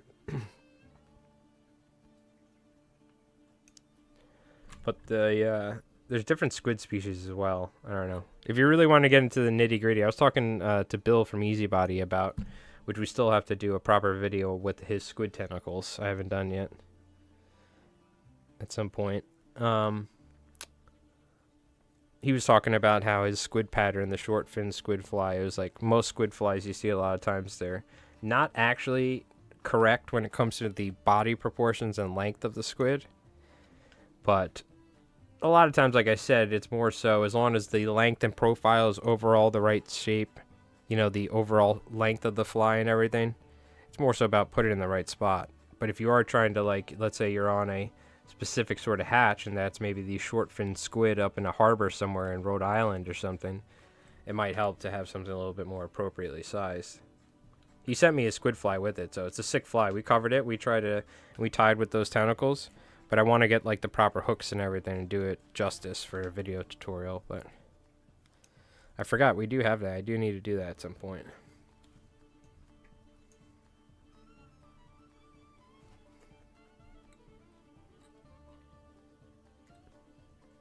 So one thing to note is we're going to try and get these eyes pretty straight on here. E6000 and glue like this expands over time. So what you want to do is essentially let it kind of harden for about an hour or two and then squeeze the E6000 and compress it in like so. So 2/3 body, 1/3 tentacle. Yeah, and if you look at a lot of squid flies, they're not that, because it's very hard to replicate 2/3 of the fly being body. You know what I mean? Unless you're using big shanks and stuff. So our proportions here are almost more like half and half. If anything, the tentacles are almost a little bit longer. Which, how is the shady lady squid fly gonna work if it's not proportionally accurate? But it's more so the overall length of the fly, right? Like, I bet you if I didn't put eyes on this, the guy's gonna catch just as many fish as if I do. But I'm gonna still put eyes on here. But yeah, most squid flies in general, this is what I was talking to Bill about. He mentioned that most squid flies in general aren't like proper, true anatomic proportions, you know what I mean? But most squid flies work just fine. And you could also just go like Kenny Abrams and tie a flat wing with a bunch of hackle and some flash and some bucktail, like the banana squid fly, and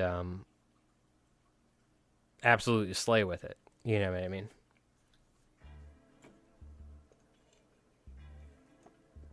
So, I don't know. It's interesting. There's so many ways you can approach fly tying nowadays. It is, which is cool because it gives you the freedom to kind of pick and choose how you want to go about.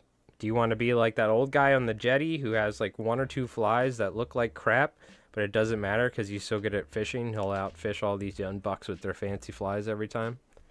Or do you want to be somebody who's like, you know, super dedicated to try and match the hatch and get the proportions right and this and that? And there's no right or wrong way of doing it, right? It's all about how you want to approach it and do it,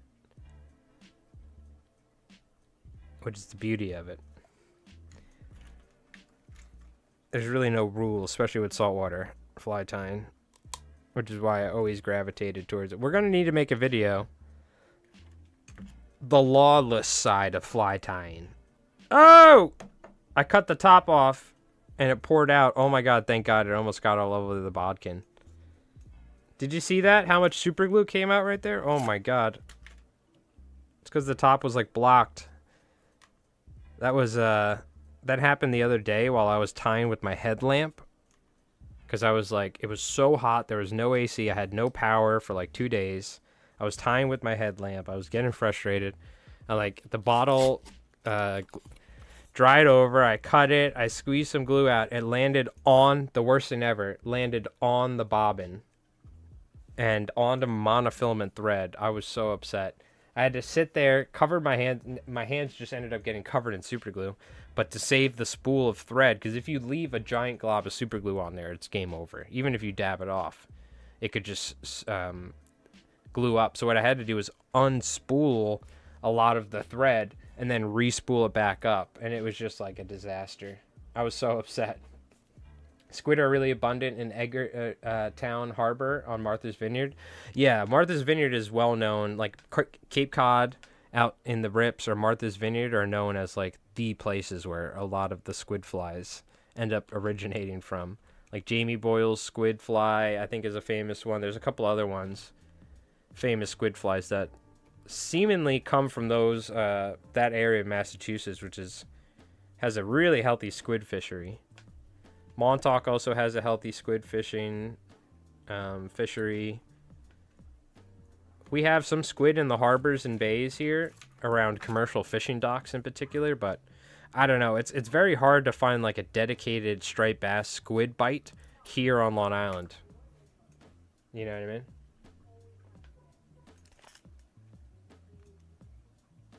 What the hell? That was my neighbors. I'm like, they're just talking loud. But, yeah, we don't get, like, a crazy dedicated squid bite around here, you know what I mean? Like you do in other parts of the country or East Coast. That being said, I used to catch a bunch of squid to use as shark bait. That was, like, if I wanted to catch a shark on a circle hook using bait, I would either catch a mackerel, one of the mackerel, because there's some little wrecks out here off the beaches, or squid, and then you live line one of those suckers. It was like instantaneously within like 5 minutes, a shark would eat one of them. So we could jig up squid generally in about like, I think it was like 60 foot of water or something like that around some wrecks, but there's not really that was like the only time I'd ever see squid. And that, and sometimes in the water in the lights, with the lights on, you would see them around the commercial fishing docks. But so I'm sure there's some bass eating squid, but it's not like a squid run. You know what I mean? Where we see like a ton of squid activity, you know?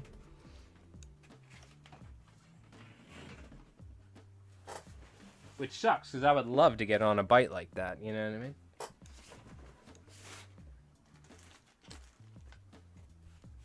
Okay. We're going to go with some bucktail here, not too long or too large. And then we'll go with some marabou.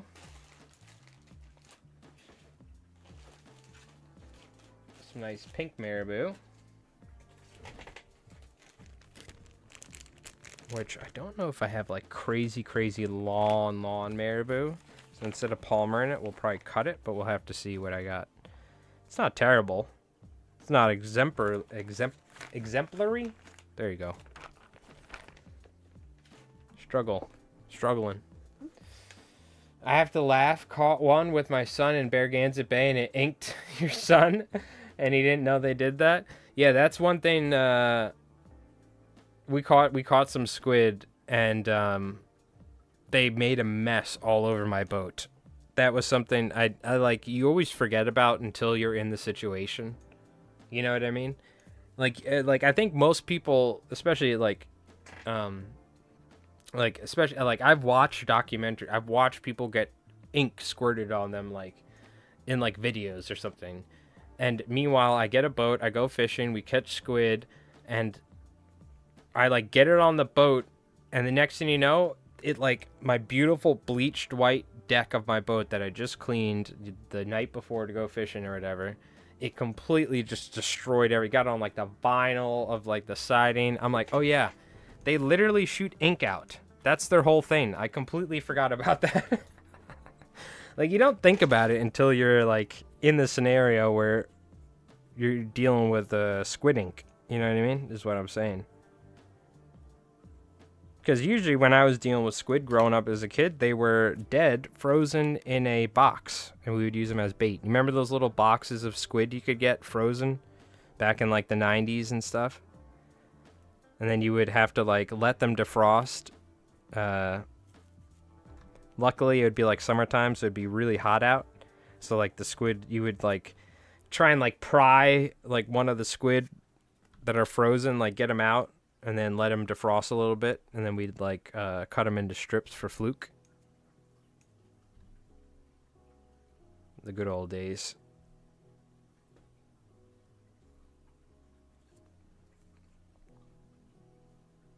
So I don't want to cover up those eyes, but I am going to favor longer bucktail top and bottom, and I'll use shorter bucktail on the sides, because I don't want to cover up the eyes.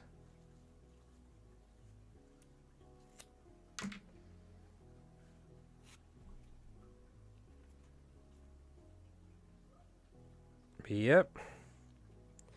Sometimes you just got to get inked to remember that is what the squid's natural defense is. That and color changing. The squid's defense is just confusion. Maximum confusion. Ink, they can, like, change the color on the fly depending on, like, their emotions or, like, what they're doing. It's crazy. They're actually really cool animals, like squids, octopuses, like nautiluses or whatever, like all these sort of wild. Well, I guess a nautilus is a vertebrate, but a lot of the invertebrates,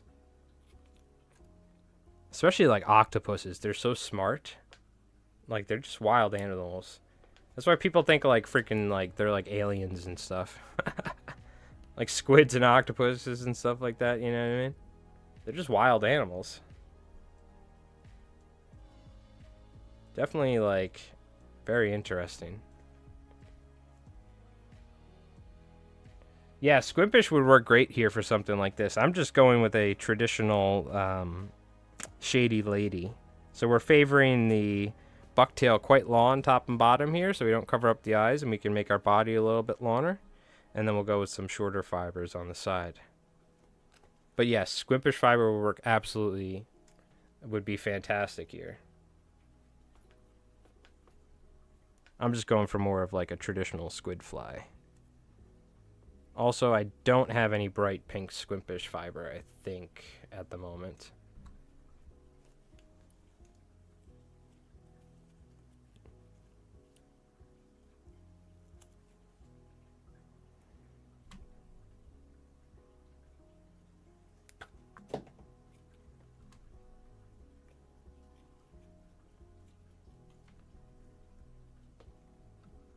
Kind of spread this around ever so slightly, but we don't want to cover up the eyes, so we want it to be mostly top and bottom like so. And that way you can still see those nice squid eyes. And then we'll have some shorter material on the sides here. And then we'll do some marabou. Or what we could do, I guess, is move forward and tie another collar, a bucktail or something, essentially. It's essentially what we're going to do.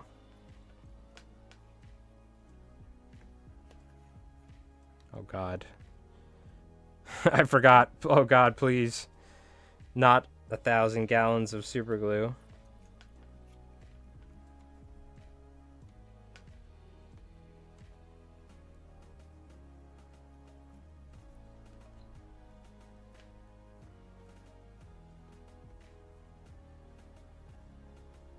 It's a very simple fly, but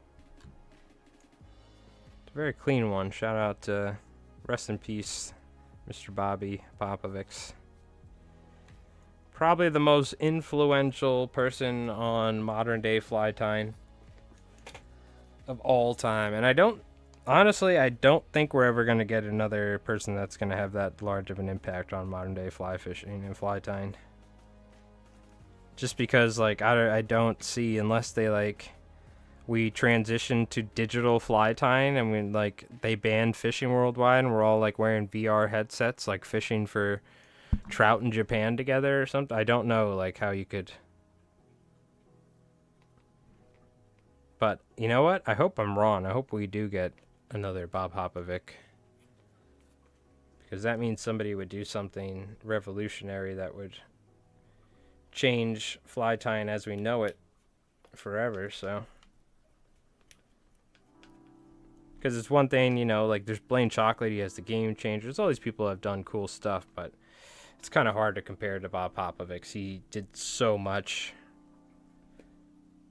for the fly tying world.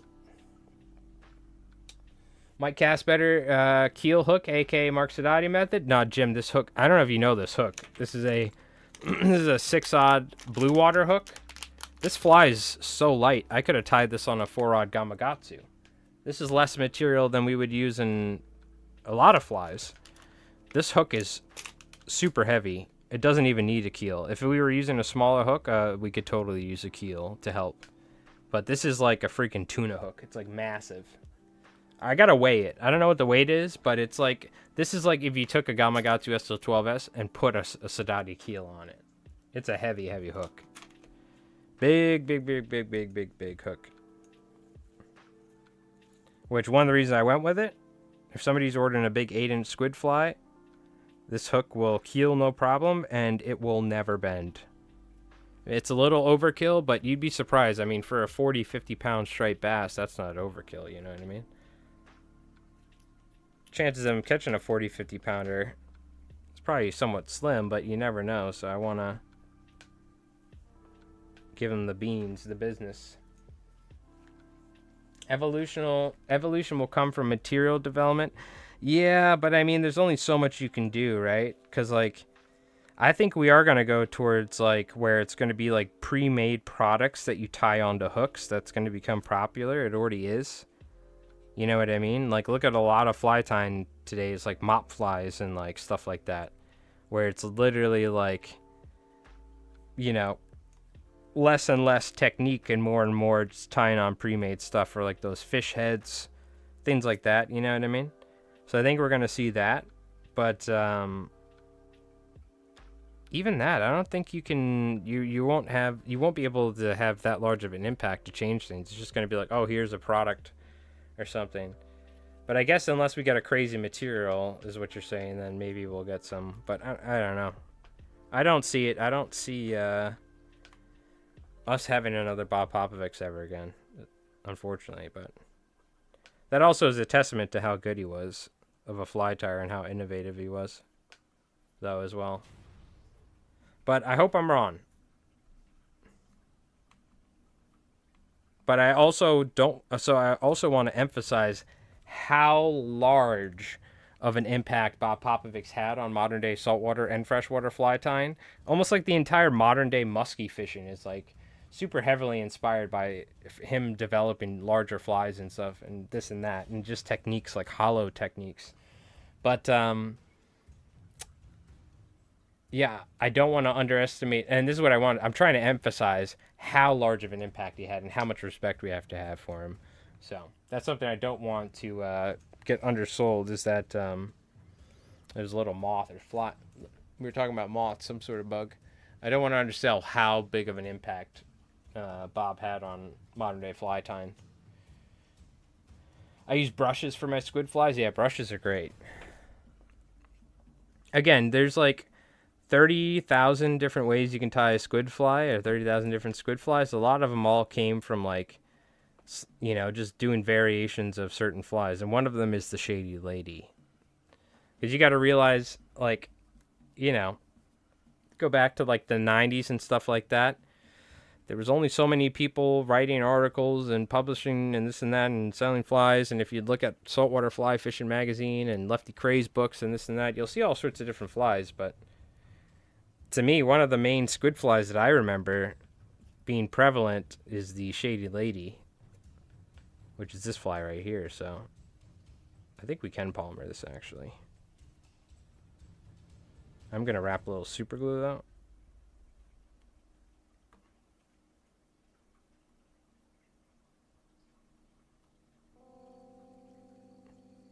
You have to be very careful. Super glue in marabou is a very tricky thing. But we're trying to have a very small layer of super glue on the base of the hook to adhere to the stem so it doesn't untwirl on us is the idea. But I think we actually, unfortunately, this marabou isn't super high grade, so we're gonna have to go with 2 pieces.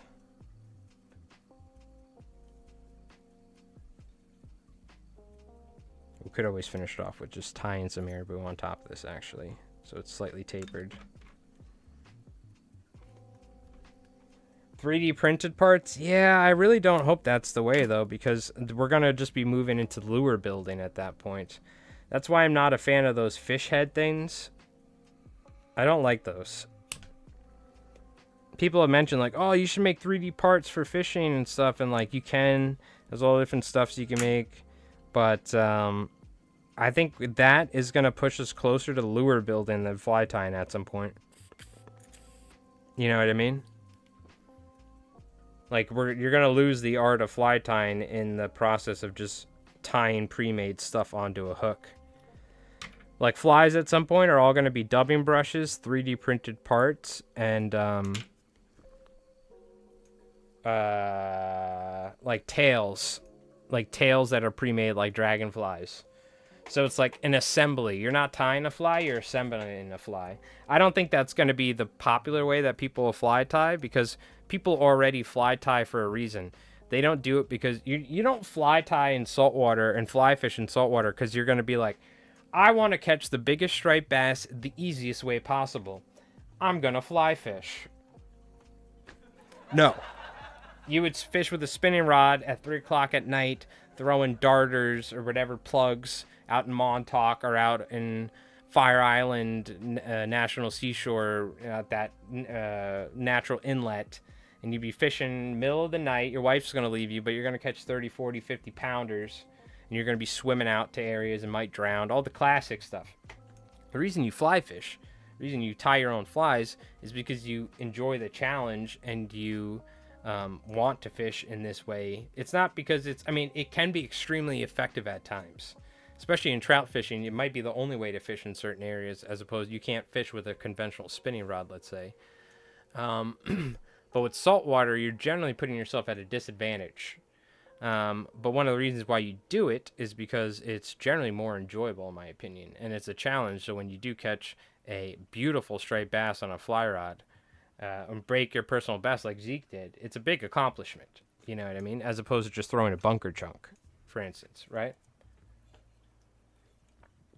So, that being said, I don't think assembling flies in the future using 3D printed parts and pre-made tails and heads and everything, it will be popular because people will do it. Just like how people tie mop flies nowadays and stuff. And don't, you know, maybe all they want to do is learn how to tie a mop fly and a squirmy wormy, and that's it. And they'll never learn how to tie a traditional dry fly or something, or like a royal wolf or something.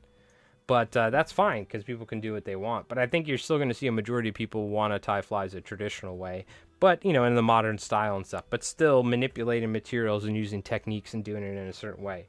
But that being said, I could be wrong, because let's wait about a couple generations from now and see how much TikTok has destroyed everyone's brains. You know what I mean? And you could say TikTok too, but look, even I guarantee you, all of us, if we have a phone, we're probably guilty of getting sucked into like social media or scrolling and stuff. It's the worst thing. I'll tell you what. Somebody said a good piece of advice recently.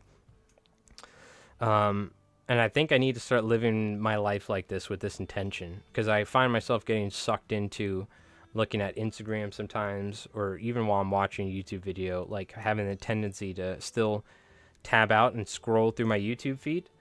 So this is a good thing, but this is for anyone. And I was like, you know what? This is so good. And not like I'm addicted to social media, but you know, sometimes I'm just like, what am I doing looking at this brain rot? You know what I mean? Of just the way like it's designed to just scroll through YouTube shorts or whatever, right? And I try to pride myself on not doing that, but I've been catching myself doing it. But somebody said, only go on social media with intent. So like you're going to do something, or you're going to post something, or you need to check, and you know, because I have like I've sold a bunch of flies through Instagram, but I also have my, of course, an Instagram for both my YouTube accounts. So people send me messages, ask stuff. But I thought that was a really good point, just to kind of set a rule for yourself. Like, look, I got too much stuff to do, and life's too short to be sitting there staring at my phone for 30 minutes or something. So go on social media with intent, which I thought was a very good phrase. Because even my parents, I see them staring at their phones and stuff. And I think it's just we're gonna end up turning into a society of people just that never like ends up leaving their houses and probably just looking at their phones, or they're gonna have like lenses built into their eyes, like beep beep boop boop, and it's, like jacked into like a VR headset, and like like in there, who knows. But yeah, I thought that was interesting. So don't go on social media without intent, or go on there with intent. Don't go on there just to look. Go on there to do something, and then when you're done, get the hell off of it. You know what I mean? Thought that was interesting. My biggest largemouth bass and smallmouth caught on flies, 10 pound and 6 pound. Woo, 6 pound smallmouth is huge. 10 pound largemouth is massive too. But that's big. I think the biggest largemouth I've caught on a fly here on Long Island was like 5 pounds at most, maybe, or something, on a mouse fly or something. I couldn't imagine 10 pounds. That's a big one. I think like the Long Island record for a largemouth all Long Island is like 10, 11 pounds or something, because we don't have a huge largemouth fishery. Fly fishing is more cerebral at minimum. True. All right, let me finish off this fly here. It's hot as hell. We're going to take a look at the Discord after this. We got ourselves a nice little squid fly, though. But look, super simple.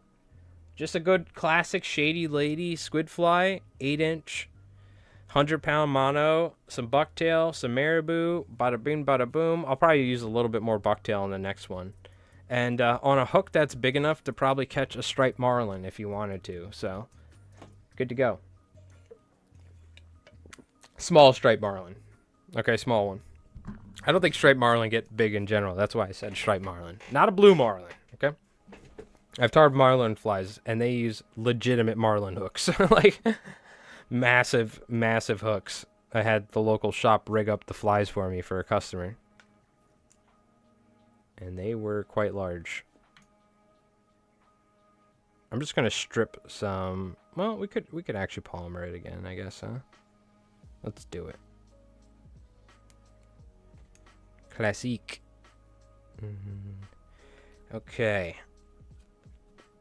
Yeah, I gotta... I'm trying to think. So I gotta do the voiceover for the longest ever video I've ever recorded or edited for Mike Rolls Dice. And then we got a couple fly tying stuff. But I gotta get on that, dude.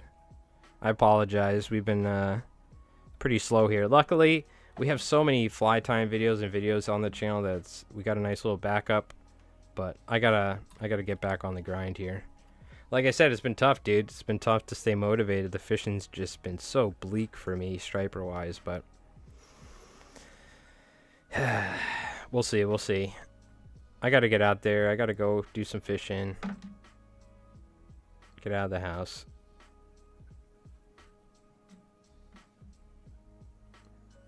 It's crazy. Like, it's weird, like, making, like, YouTube videos and stuff. Especially having 2 YouTube channels. I'm, like, always busy. But, like, whenever I'm not, like, working on videos, I'm like, damn it, I should be working on videos right now. It's so funny. It's probably like that with anything when you have a small business or something. Same thing with my fly tying. If I have a huge fly order and I'm doing something else, I'm like, I should be doing the fly order right now. It's a massive fly order. What am I doing? It's going to take forever. But now, doing YouTube stuff, I'm like constantly, I'm like, oh my god, I should be working on YouTube videos right now.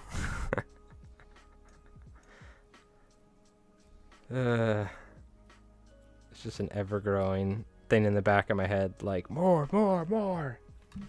Any albies around? No, they don't show up till September. No. We don't want to think about albies yet, okay? It's too hot for albies.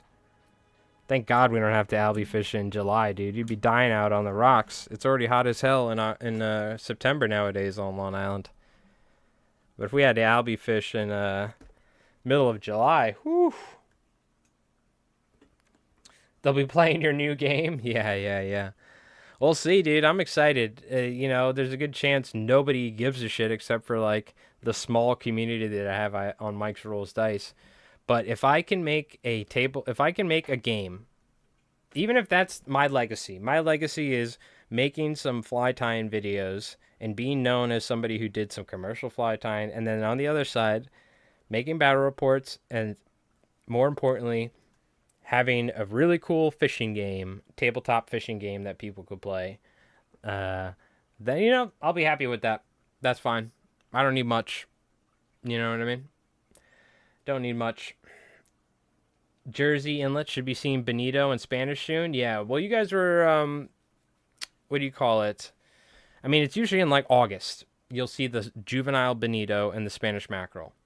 So it's usually sometimes middle August, but usually later August, and then into early September, and then the albies hopefully show up at some point in September. Some years it's later and then in October, but generally it's like, I forget what week, but I never have like an official thing because it all depends on the weather. There's usually storms around that time of the year as well. If we get any tropical storms or hurricanes, it affects things, But yeah, we usually start seeing Spanish mackerel and really tiny, teeny bonito, juvenile ones. You'll see them thrash over the surface. They look like chub mackerel when they're eating. That's usually in August at some point. So generally later August, but it could be like, maybe the third week or something. Sometimes maybe the second. I've caught them in Shark River about now. Interesting, yeah. It doesn't mean you can't see them either, but we don't tend to see them until around August. So, but who knows? Things are going to get weirder, especially as our climate changes. And you're going to see the effects of climate change, like. Because I took some classes, and we had somebody who was like one of the head like climate change. It was interesting. We took an environmental ethics. This is an environmental ethics class at a college here on Long Island, and the teacher, he was like, "Look, I got a sister, and she's batshit crazy. All right, but I want you guys to hear two sides. She's like climate denier, says no human, humans had no impact on the change in climate with fossil fuel release. She's going to tell you her side. And then I got like the head climate change, like scientist at Stony Brook University that runs the thing. He's going to come and give you a presentation, but he's like, look, he goes, I want you to hear both sides because you know what? Generally, you only hear one side, especially out of college or something. So you know what? Hear it, and just whatever. The whole class was like laughing the whole time when this lady, and she was like, it's all fake and this and that. But she tried her best to do it in a scientific way, But I mean, it's, whatever. We're not going to get into it. But then we had this dude, this like Italian guy.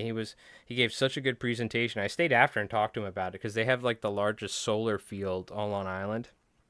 And, talking about just different things. He's very, interesting dude. But whatever you believe, however it happens, when the climate changes, you do get extreme like weather circumstances and stuff.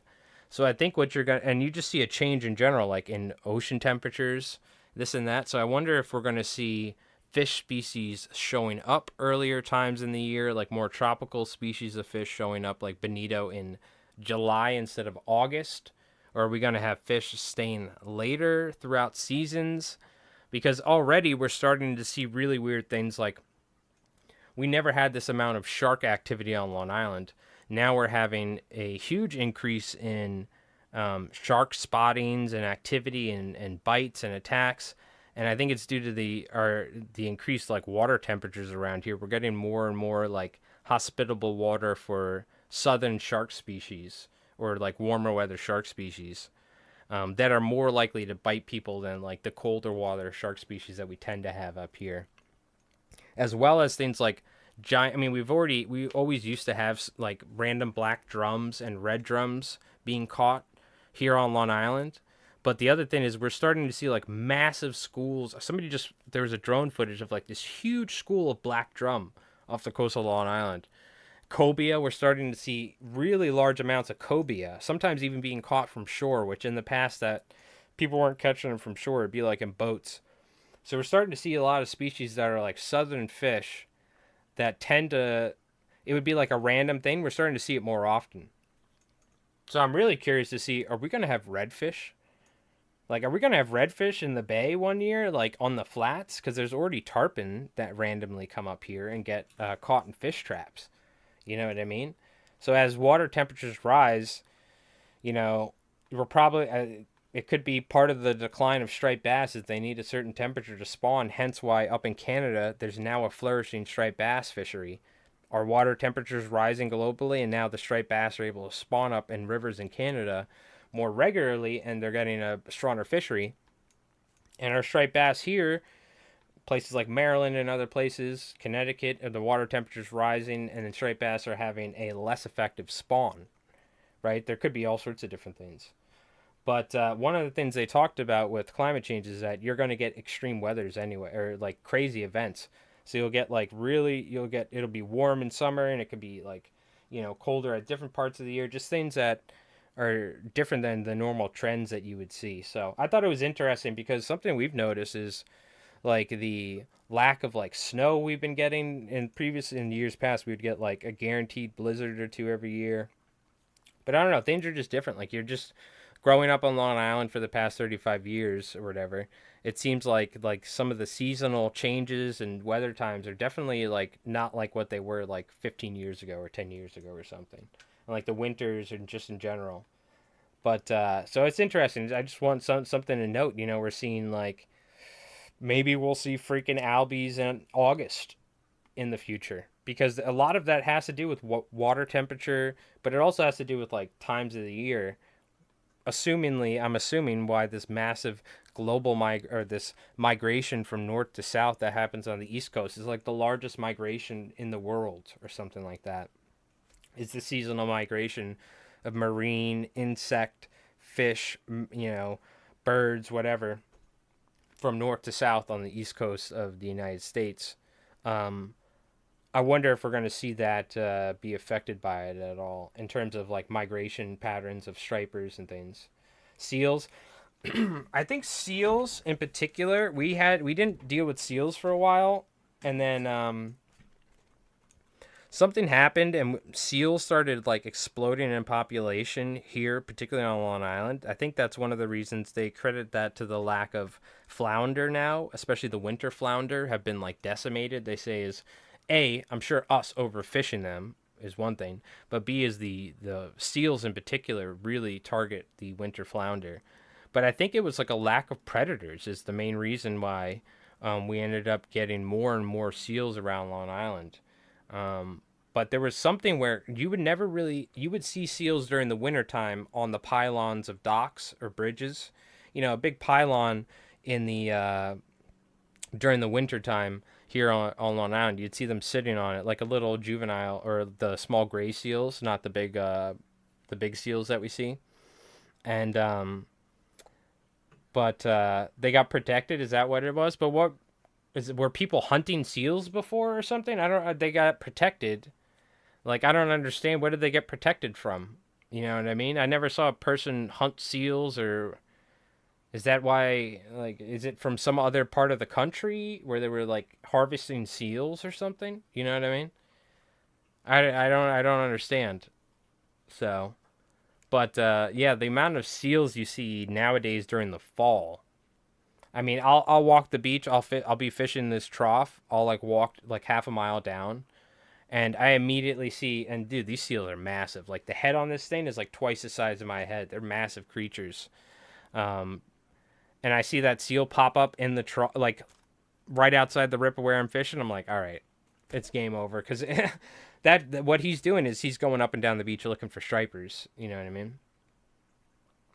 Yeah, but indigenous people hunted them for years. But in past and recent years on the East Coast of the United States, I don't think, and maybe you're talking about like further up north or something, but here, like, we don't have native tribes like hunting seals or anything like that. You know what I mean? I don't know.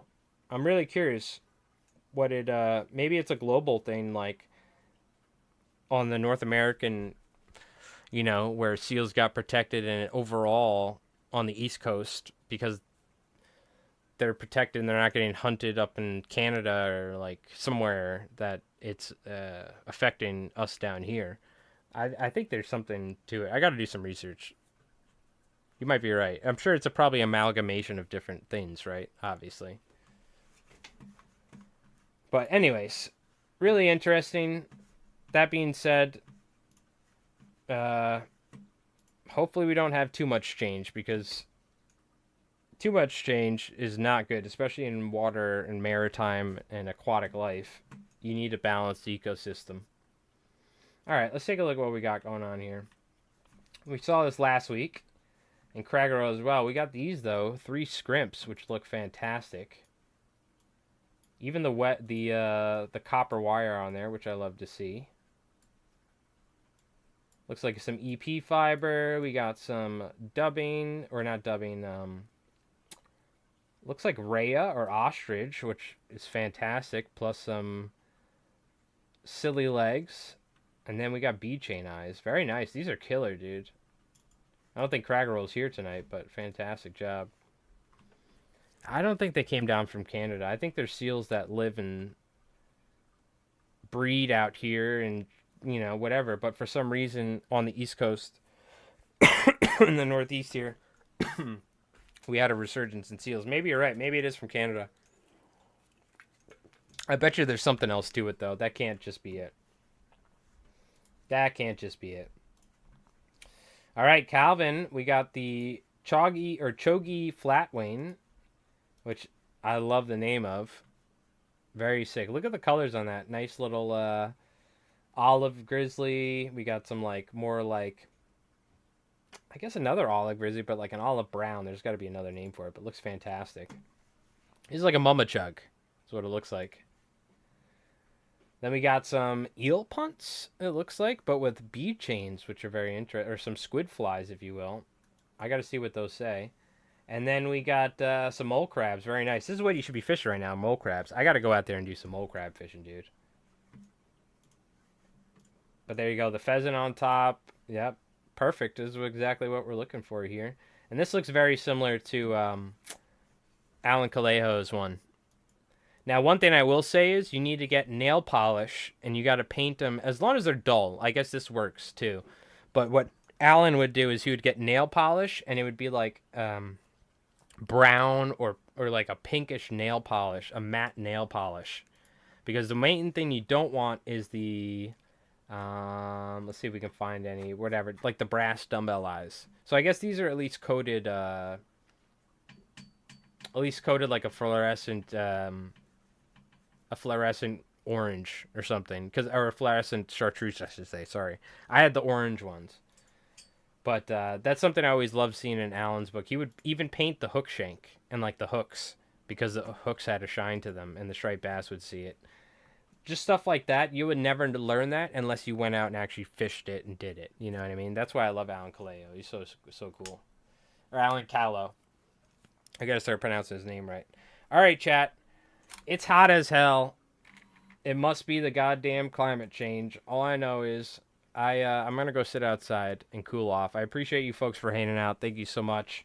What do you call it? We tied up some squid flies. Looking good. I'm going to let my poor camera cool down. This thing is like, why the hell have you just left me on for the past 3 hours?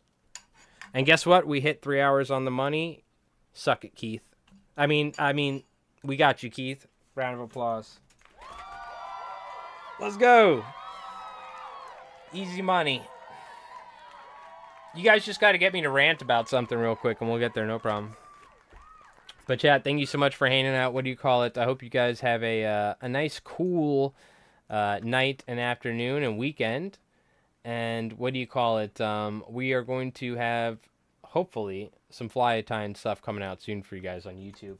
We got the, what do you call it? You know, ballyhoo or needlefish fly, probably another squid fly, and then I would like to do some more mole crab stuff too. We'll see. Maybe I'll do one of the mole crabs from Alan's book as well, because that's a great fly. But what do you call it?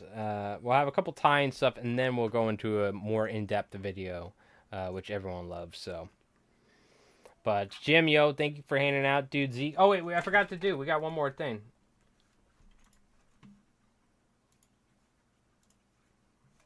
A wasp stung a cicada and then flew away. Oh, this is a Gulf literary, I think. This is a butterfly.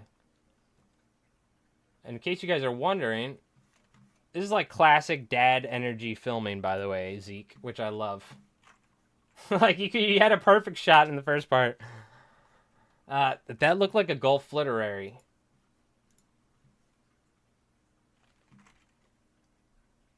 Because of the orange and the black. Oh, I don't know.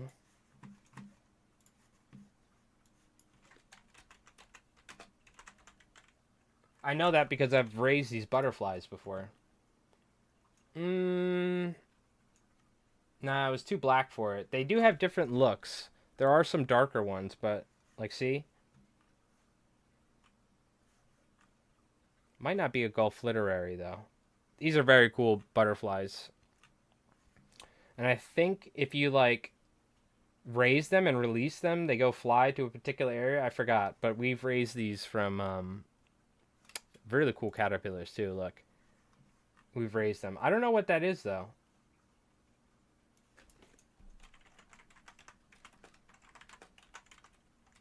Was it black? It's not a monarch. This kind of looks like it. Or this, yeah.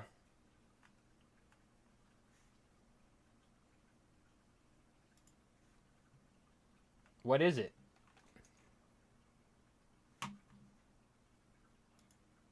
This kind of looks like it, right?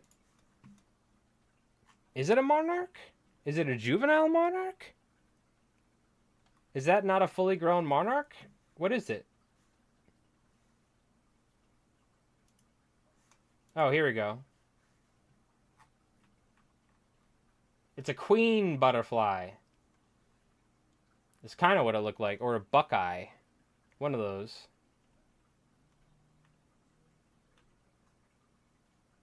Yeah, here's the Gulf literary.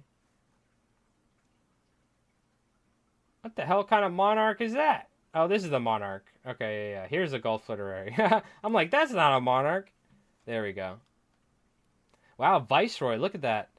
So how much you want to bet this butterfly developed its look to look like a monarch butterfly, but I bet you it doesn't even eat milkweed. How much you want to bet this butterfly? I have no idea, but I'm just assuming, because this is how cool the Mother Nature is, that the monarchs eat milkweed, which, by the way, we have milkweed. We planted it in our backyard, thanks to the wildlife refuge that I always talk about. They give us seeds. We planted it. We have a giant milkweed in the backyard, and every year we have monarchs come and eat it. And not only that, but I see them lay eggs on it. But the reason why monarchs have this bright orange color is to say, hey, don't eat me, because they eat milkweed, which is like a poisonous or toxic plant. So birds and stuff don't want to eat them. How much you want to bet this butterfly here, this Viceroy butterfly, mimics the monarch butterfly colors, but doesn't have the toxic quality to it? But they do it to try and trick birds so they don't get eaten. I guarantee you that's exactly what it is. In fact,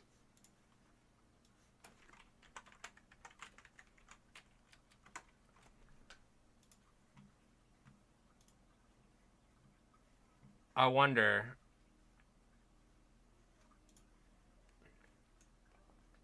Oh, it does use it. Oh, so this is interesting.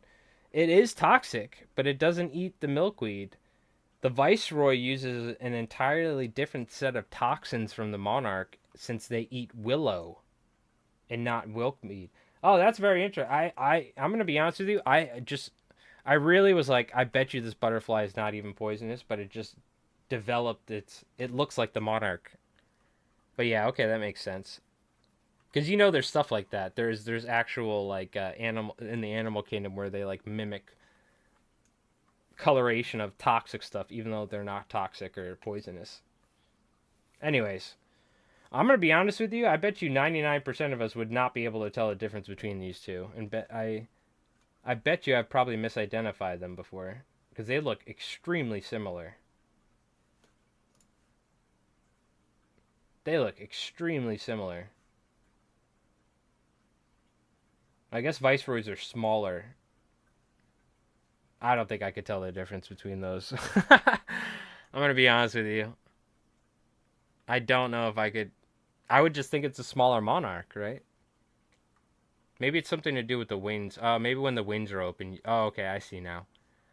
You can see when the wings are open how exaggerated the lower wing is. Yeah, you see how round this is compared to... You can see how large the upper one is on top. That's probably the best way of doing it. Interesting. All right. Well, a lot of butterfly and moth talk today, but hopefully you guys enjoyed it. What do you call it? Chat, thank you again for hanging out. I appreciate it. What do you call it?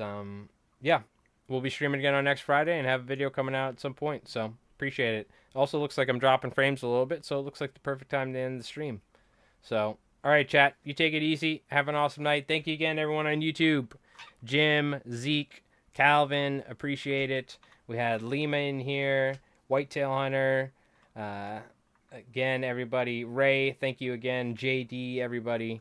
You folks have an awesome night. You guys take it easy and keep an eye out there.